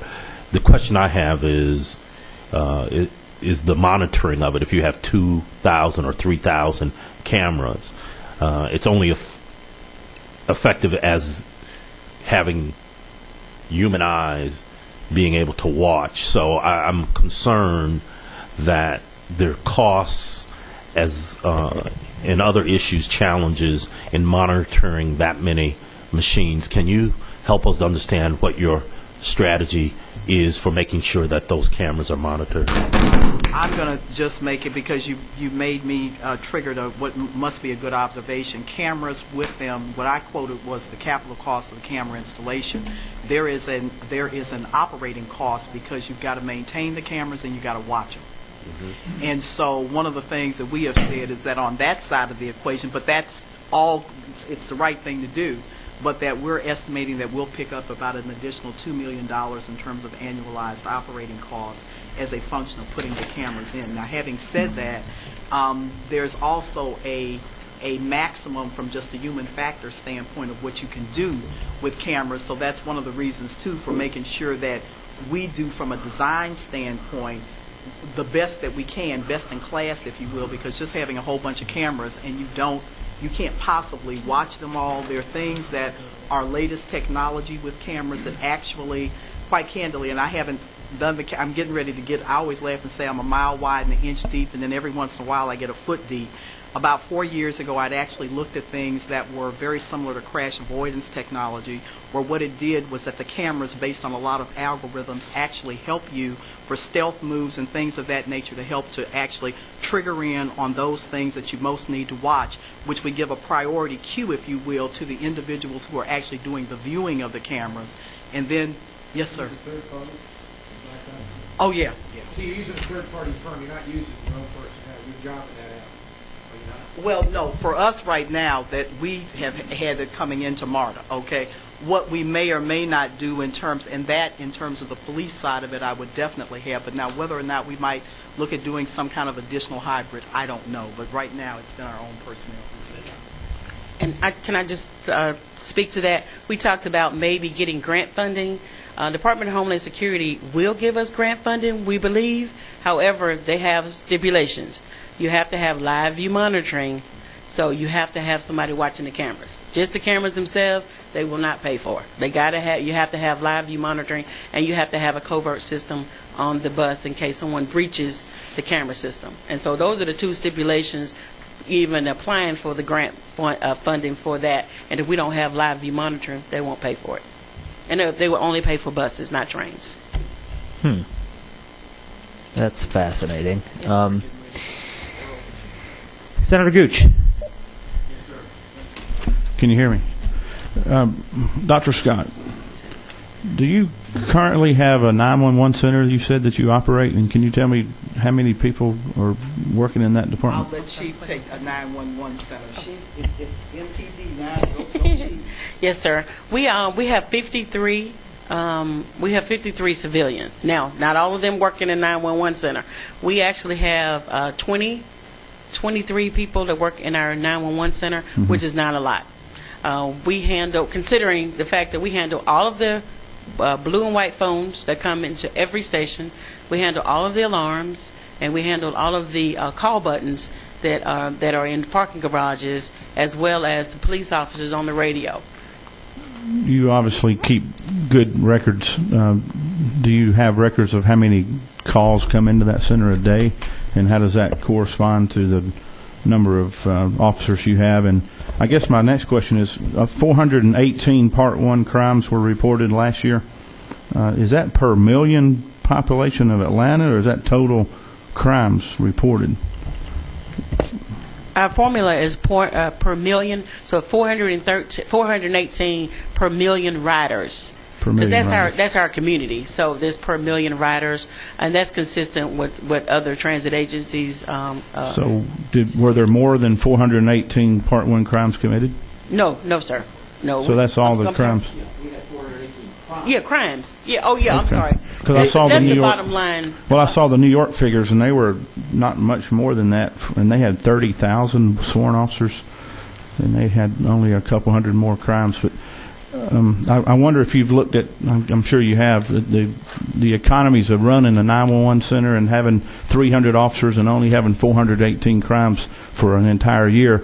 Would it be cheaper to have intergovernmental agreements with the counties and cities of all those police departments and so forth throughout Atlanta? And my other question or comment would be, do you allow off-duty sworn officers in Atlanta to ride for free? That would create a presence on your trains and your buses at a cheaper rate than hiring more officers. I don't know if that makes sense. Oh, no, we do. We absolutely do. If an officer is off duty. Not a MPD officer, but an Atlanta police officer or a Jonesboro police officer. So anyone in uniform can ride free on a MARTA bus or train? Is that yes, we do, and the ambassadors ride free as well. Okay. So yeah, we're always looking for presence. And to answer your first point about interagency agreements, is that they have their own challenges. I don't know if you know that the mayor is calling or trying to hire 200 more. That was one of the things that he was trying to do when he first came on. Right. And I think every chief in the state of Georgia would love to have more police officers, but they can't handle what they have. As we said, we have a memorandum of understanding with them, and I promise you, they probably call on us a little bit more than we call on them. Sure.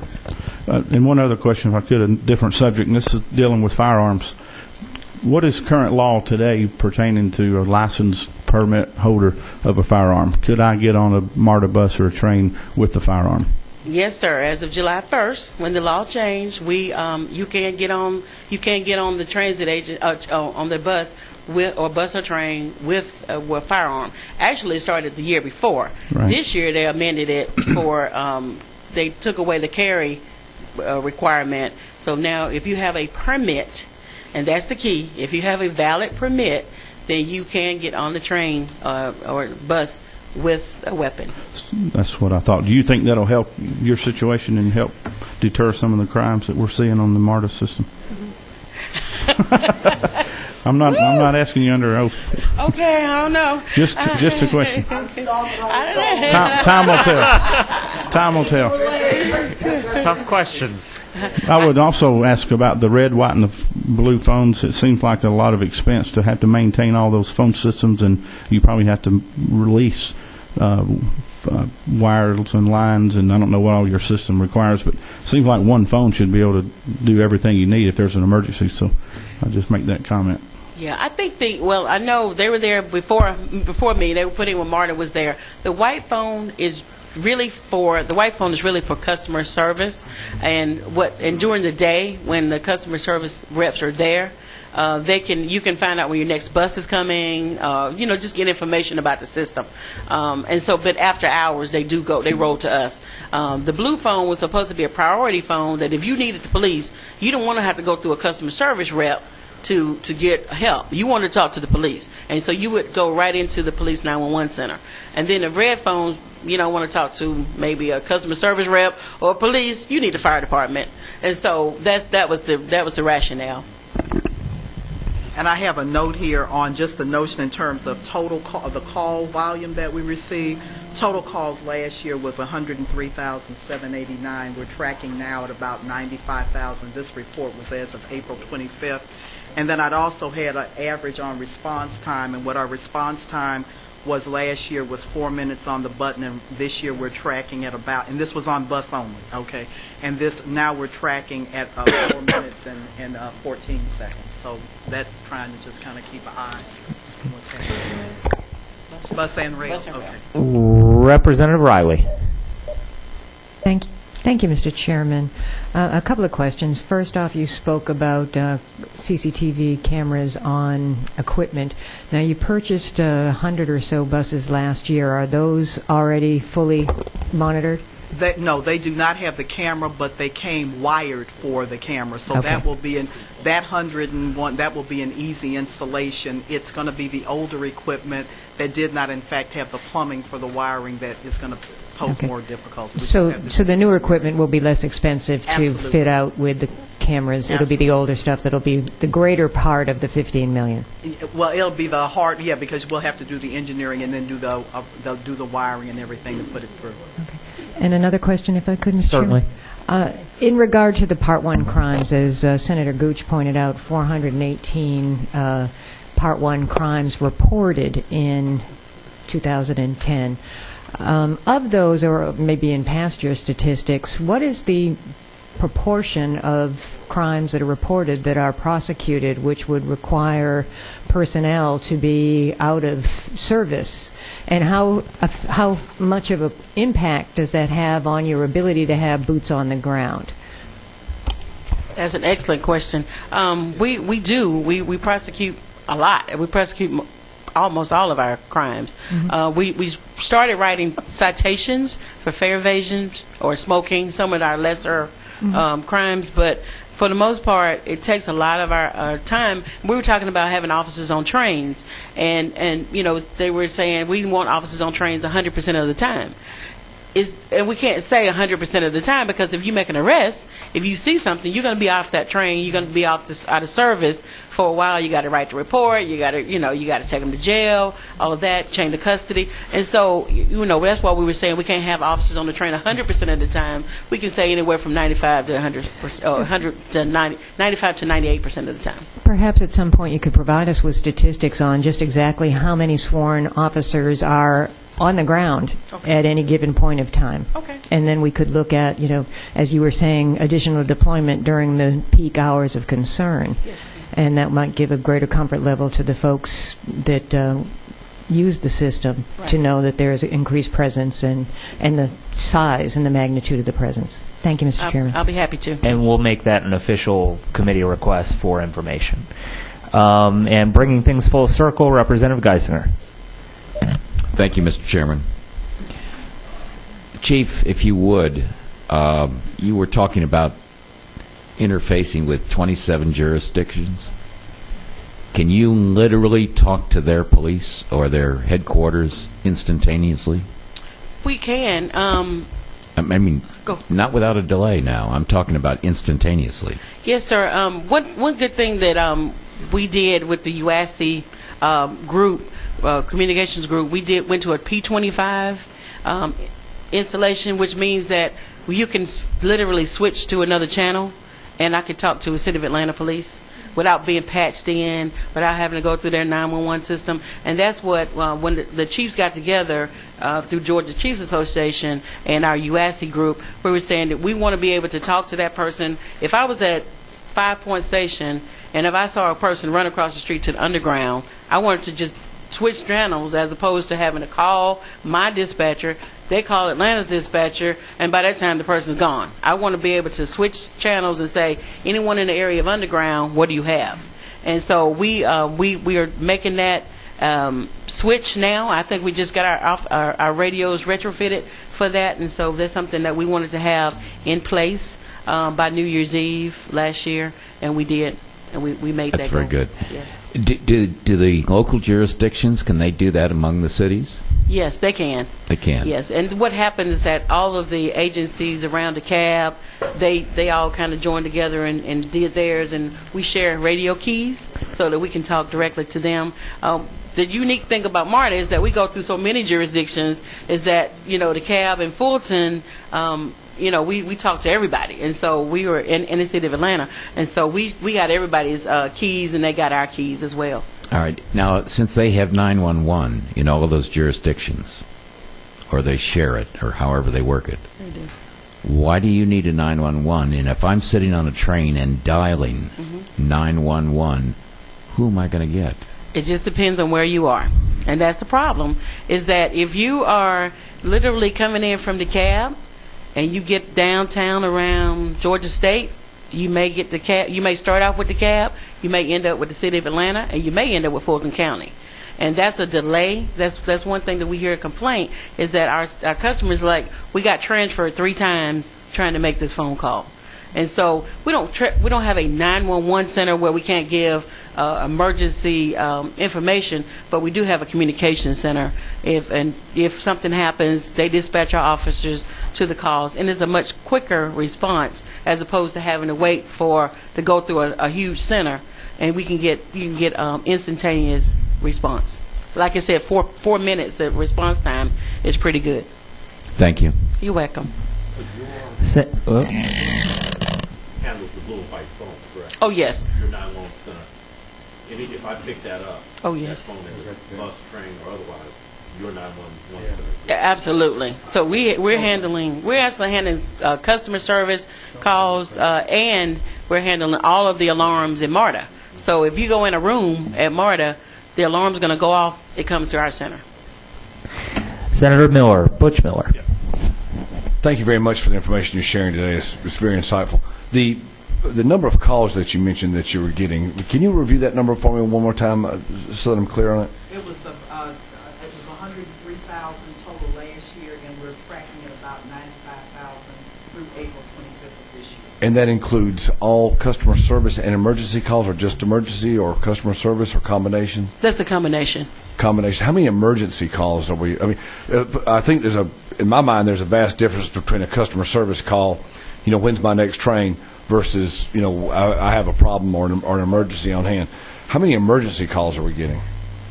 I didn't bring I that. can't give that cut. I can go back and give Yeah, we'll get that. Yeah, we have that broken down. We have it broken down, but we just did all calls for service, and of course we have police reports, and there are numerous police reports. I think that'd be valuable because I know as a consumer, we'll go to the computer and look up information rather than looking it up in our phone book or if we're on someone else's dime, we'll call 411. Yep. Instead of looking it up ourselves. And I think that probably a lot of those calls are just everyday calls where people are taking the path of least resistance, where what's really of interest to me is the emergency calls where life or property are in danger. Okay, we can get that. Necessarily make the exact, but I can tell you that in terms of total police reports that are Yes. filed annually, that number is around between 12,500 and 13,000. Okay. So if that, So- go back, but that's in terms of this is really a boom. So that's So $1,000 a month, roughly. yes. Thank you. Thank you, Mr. Chairman. No problem. Representative Geisinger.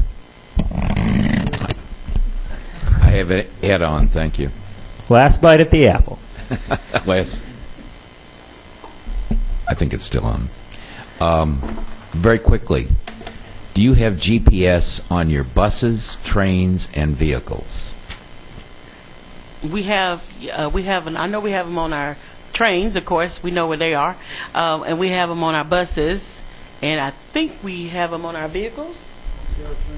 On paratransit vehicles, which is our mobility. Any other? How about the police vehicles? Oh, yes, we do. So you know where everybody is at all times? We do, and that's another function of our PCC. If you go in our PCC, our Police Communication Center, there is a little Star Wars looking chart that actually has little buses moving around, and you know where the buses are, you know where the little cars are, and you know where the trains are. And so we have that in our center, so that, you know, there's another way that if we can't reach them, if we're trying to contact them, then you can look on your map to see where that vehicle is located, so you can get to them in a quicker response. That's very good. Thank you. Yes, sir. All right, a couple of questions from the chair. First, with regard to the crime statistics, I mean, there are situations in which the responder to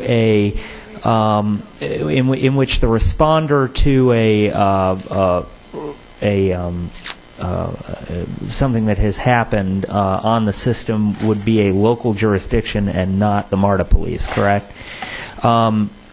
In that situation, is that reported as a crime that has occurred on the MARTA system within these statistics, within these numbers that we've seen? Yes. What happens is that, as we stated, we have an agreement with other local law enforcement agencies.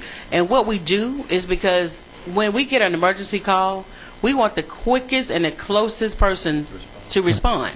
And so we're not going to say, oh, it's on MARTA, so we're not going to, ask the local jurisdiction to respond. So what we do as a matter of course is we dispatch the local jurisdiction and the MARTA police. Whoever gets there first, just to handle the situation, they will, if it's Atlanta or any other jurisdiction, they will stand by and hand that person over to us.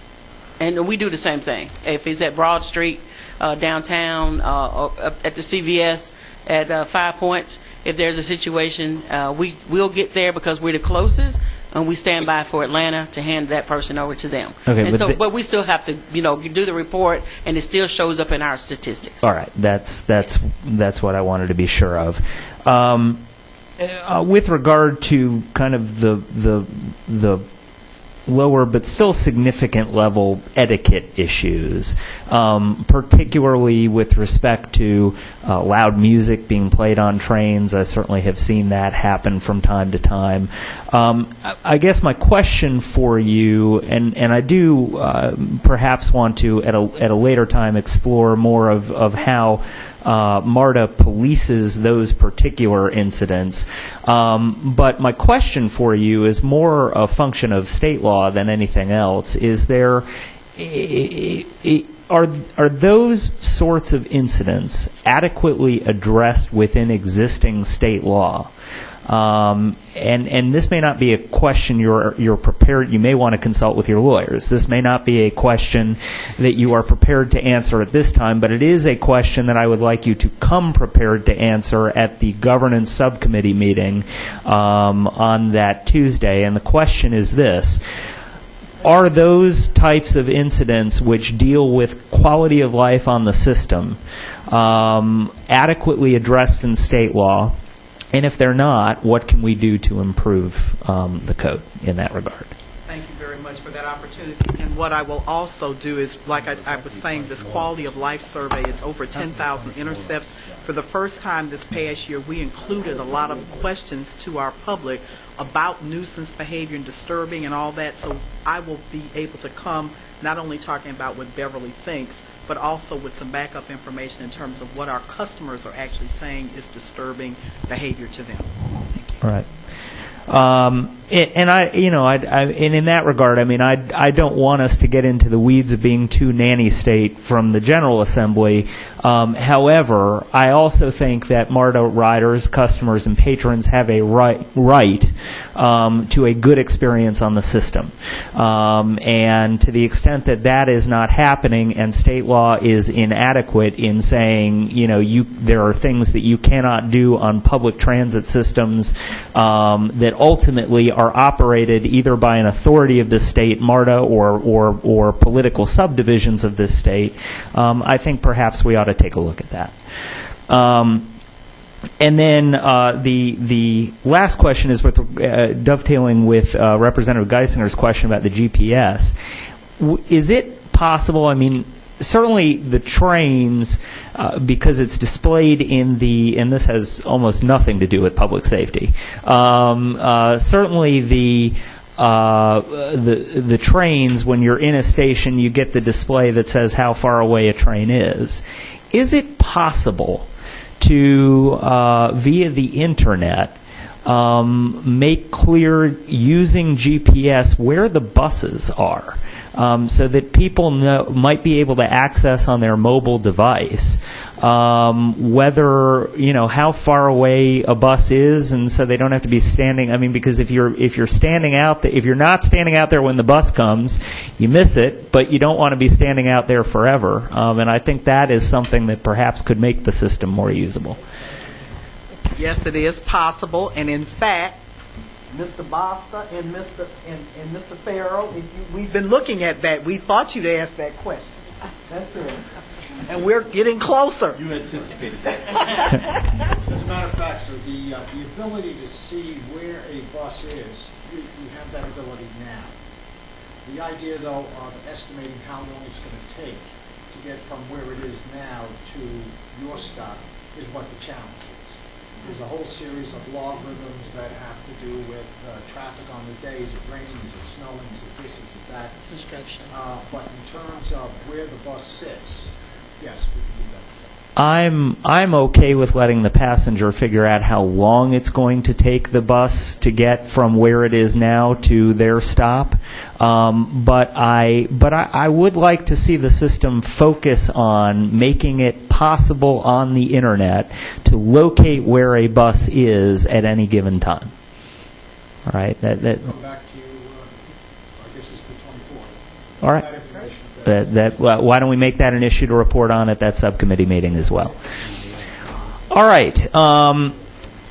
Having heard from all of the members of the subcommittee, I do want to, if there are members of the public who would like to address the committee on the public safety topic, I would ask if we can, Jim, can you close that laptop that's right there? If you want to line up at the microphone, I don't know if there is at least one gentleman. Why don't you come around to that microphone and we'll be happy to hear from you. If there's anyone else, just line up behind this gentleman.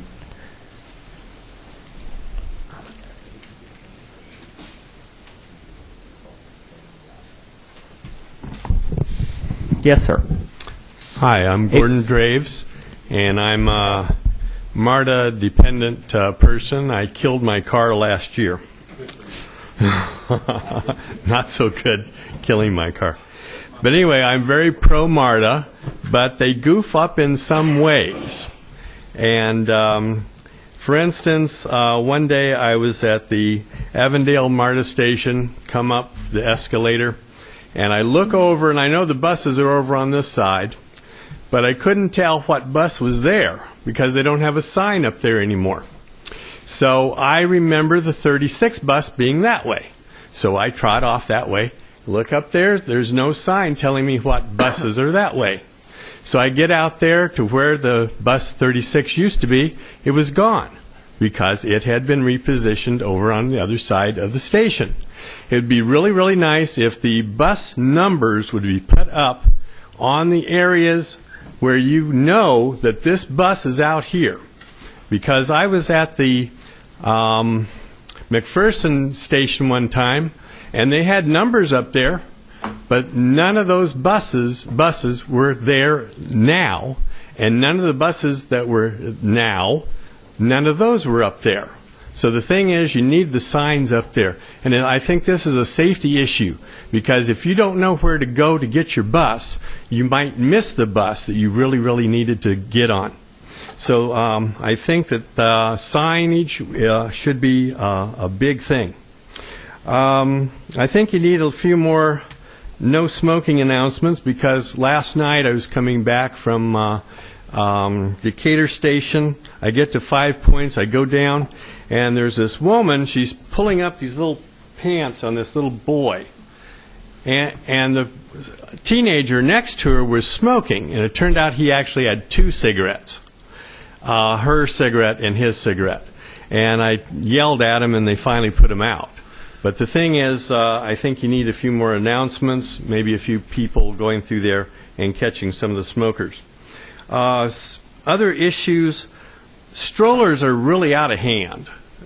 They have these Cadillac strollers now. They're humongous things. I need to warn you that the chairman has a Cadillac stroller and 3 children. But you may proceed. But the thing is, you know, they get on with these big, humongous strollers, and they block the aisles and those kind of things. And there are places usually on the trains where you can put the strollers, and that should be the place where those strollers go. Also, bags. A lot of people put their bags in the aisles instead of putting them in the baggage areas. So the thing is, those are safety issues too. Now, if there's a crash or something like that, but we really do need to have some kind of system or more announcements. Keep the bags out of the area, put them in the baggage area or whatever. And in some cases, in the middle of the train, there's the seat where there's a baggage area. Maybe you could put a sign there that says, please reserve this for people with bags, rather than just having anybody sit there. Because we say, if you're not old, don't sit near the doors, right? Or handicapped. But we should say something about the baggage, too. Clean up, cigarette butts and those kind of things on the platforms are sometimes out of hand. Let's see. Talking about the life issues, loud phone calls. I don't get very much music, but some people get on there and they just shout at each other, and that is really, really bad. And unfortunately, a lot of the people at the stations tear up the phones. And I don't know how much money you're spending on phone repairs, but we got to do a better job of catching the people that are messing up the phones, because this is really a safety issue. I have a cell phone. I've got MARTA's 848 number in it. I don't have to worry about 911. But the thing is, people in the stations, might need that phone. So either the white phone or the blue phones. All of those need to be kept up in repairs. I thank you very much for holding this hearing. I think safety is a very important thing. This thing with the 20 people doing the wilding thing, I think that's an aberration. I think 418 crimes, that's not too bad on such a system that we have. But the thing is, we need to make things flow a little bit better. Like I say, put up the signs for the buses. That will help. Do a little better on the internet. The MyCommute has a lot of errors. Some of them, most of the time, you get from here to there very well.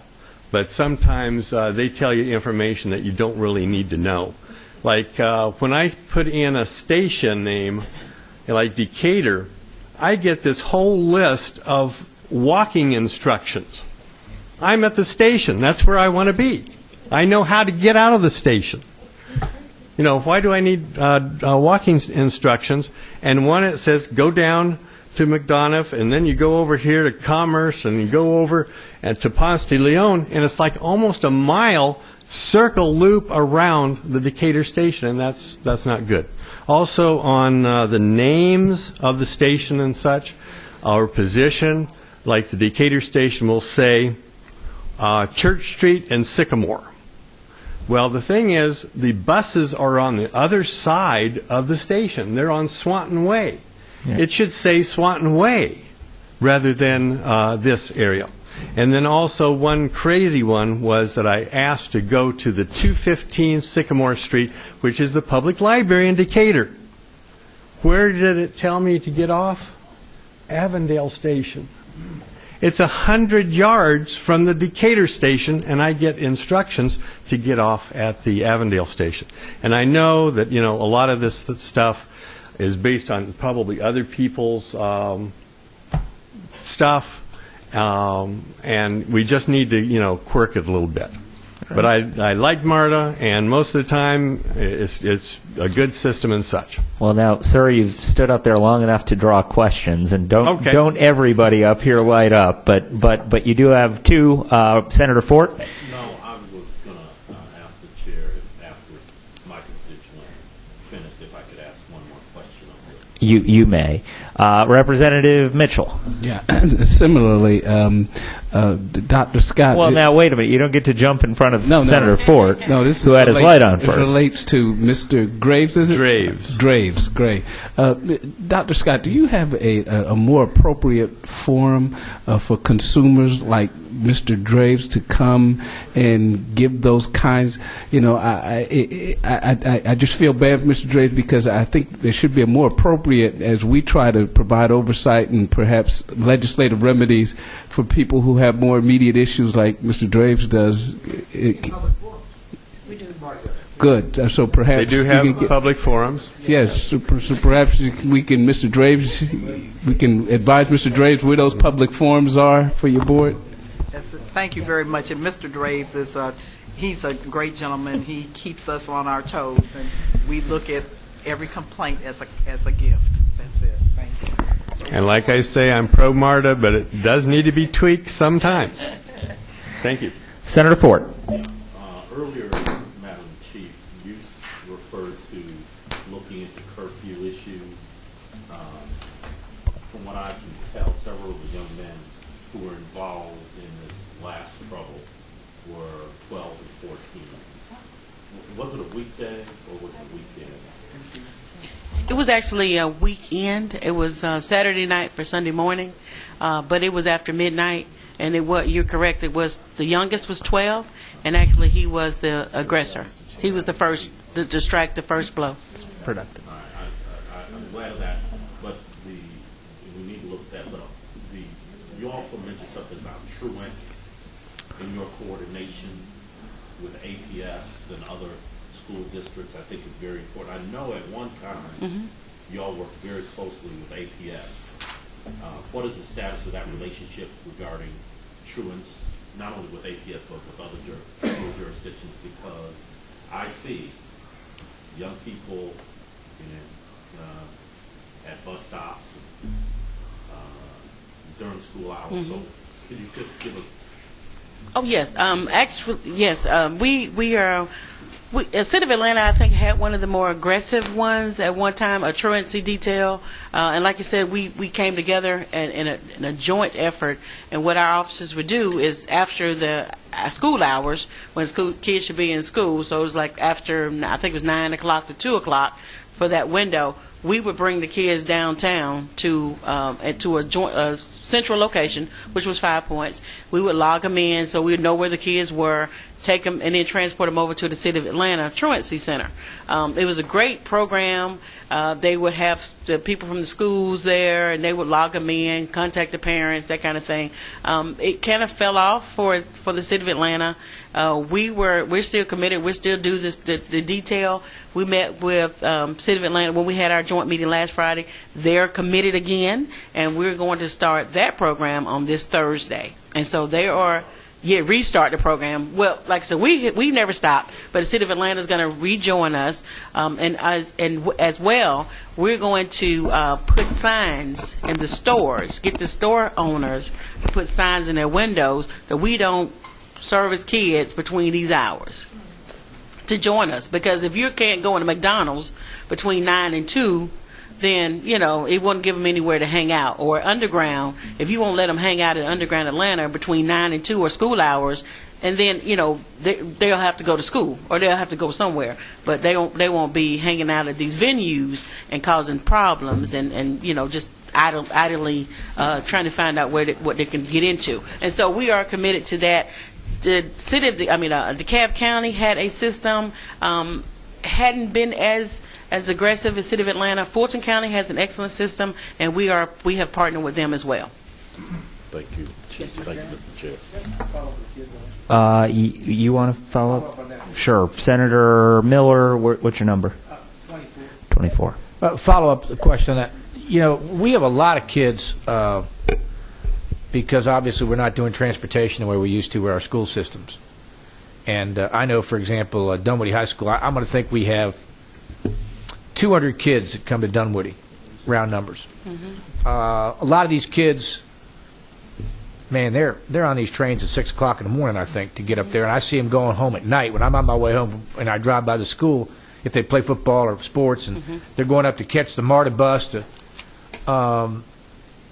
Any special issues with this, with the kids? I mean, I know I'm not saying they're good kids. I don't mean that, but is there any special things that you run into because of the problems with it?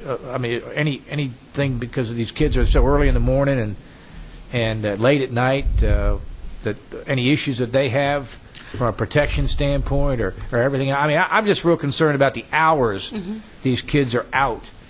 And like we're talking about truancy, well, how do you know if a kid's commuting from Southwest DeKalb, taking a bus or up here to get to Dunwoody High School, and he says, "Look, I'm on my way to school. I'm not a truant." I mean, is there issues with that kind of stuff? Do y'all have that or not? We don't actually. We don't actually have an issue with the kid that really wants to go to school. We don't have an issue with that. Just the ones hanging out. The ones that are hanging out and not going to school, and then of course we transport a large number of alternative school kids. Right, yes. And those are the kids that we have the most issues with because they tend not to want to go to school.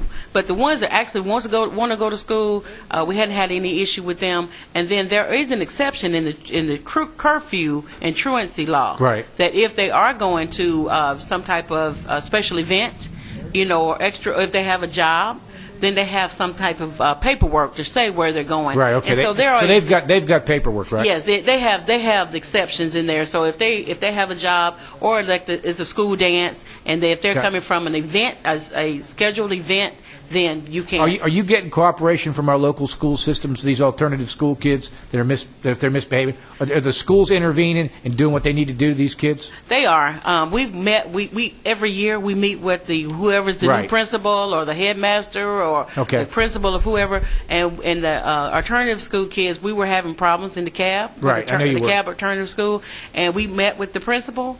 And they have their teachers. Okay. They come out and they actually ride the buses in with the kids. Okay. And so they have done a really good job of partnering with us and actually being very responsive. And if they misbehave on the MARTA bus while they're en route or while they're on the train, they will suspend them. Thank you. Thanks, Mr. Chairman. All right. We're done with questions, comments from members. A couple of cleanup matters. First, I am going to appoint an ad hoc subcommittee to continue to analyze public safety issues over time. It'll be a small subcommittee. We'll appoint Representative Taylor to chair it. I would like for Senator Fort to serve on that subcommittee, and then also, because it is a subcommittee of the full committee, all of the existing subcommittee chairs and the chairman would serve ex officio on it. So it would be Representative Taylor as chair, Senator Fort, and then myself, Senator Gooch, Representative Riley, and Representative Geisinger. No.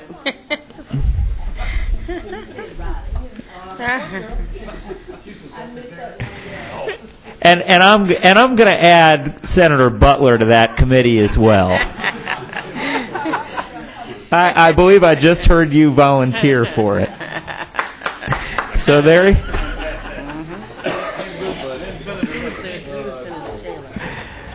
Okay, so Senator Butler is duly appointed. Now, our next meeting of any of any subcommittee or the full committee is the May 24th meeting of the governance subcommittee. Just to refresh everyone, that is Representative Riley, a chair, Senator Miller, Fran Miller, Representative Mitchell, Senator Stoner, and then myself, Representative Geisinger, Senator Gooch.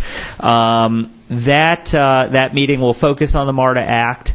I would like, although it's not necessarily related to the MARTA Act at all, I actually would like a briefing on that GPS issue we just addressed at the outset of that meeting. I think that that's a nice enhancement to the system, and I'd like to see that done. Did you want to speak, Mr. Dart? When you're finished. Okay. But the purpose of that meeting is to begin the review of the MARTA Act. And again, my desire is to have MARTA literally go down each page and front to back and pick out areas where we might improve the MARTA Act. You may also then, after that, move on to other areas of state law that might be helpful. One of them we identified in here is just kind of the ridership nuisance issue. That's another area, for example, that you might want to touch on. You're welcome to stray outside the MARTA Act after we cover the MARTA Act itself. If we have to continue that, that we are going to have that subcommittee meet with other stakeholders as well. But MARTA is the first stakeholder we will meet with. If that meeting appears, it strikes me as a meeting that could be lengthy. If we need to continue it to a second meeting, we'll do that. Okay, I view that presentation as very important. Finally, I'm going to assign a task to the Budget and Fiscal Affairs Subcommittee, which is chaired by Representative Geisinger, and that is that at some point in the upcoming month, I would like for MARTA to make a presentation on the proposed fare increase that I've read about and the justification for that, the underpinnings of that, and I will task the Budget and Fiscal Affairs Subcommittee with hearing that issue. Mr. Chairman? Yes. We also looked at ways that we could find this $15 million. That certainly we can. I agree. I think that I would like to see full implementation of closed circuit television with. I agree. I agree. So we can task the Budget and Fiscal Affairs subcommittee with that as well. So that's all of the housekeeping issues I have. Is there anything else from members of the committee? Seeing none, I'll give the last word to the MARTA Board Chairman, Jim Durrett. Mr. Chairman, I just wanted to express a very brief apology for my tardiness in being here, and an expression of appreciation to you, this subcommittee of the MARTOC committee, for what I believe it was a very productive meeting and what is a very healthy partnership with MARTA, with the oversight that you're providing. I want to thank you for the leadership that you're showing and express on behalf of the board and the staff our appreciation for how serious you are about working with us in this productive way. Thank you very much. All right. Thank you, Mr. Durrett. And I also know that a subcommittee of your board has heard the performance audit item, and that at some point in the next couple of what board meeting do you anticipate that coming up in? Bev, this is for the audit.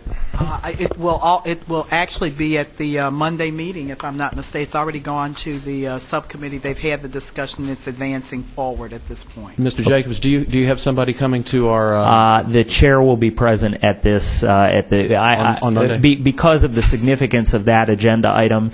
The chair will be present in that meeting, and then just to let members of the committee know, certainly other members of. It's a public meeting, and other members of the committee are welcome to attend as well. But the chair puts a premium and an exclamation point on the undertaking of that performance audit, and so I will make a point of being present at Monday's meeting for that.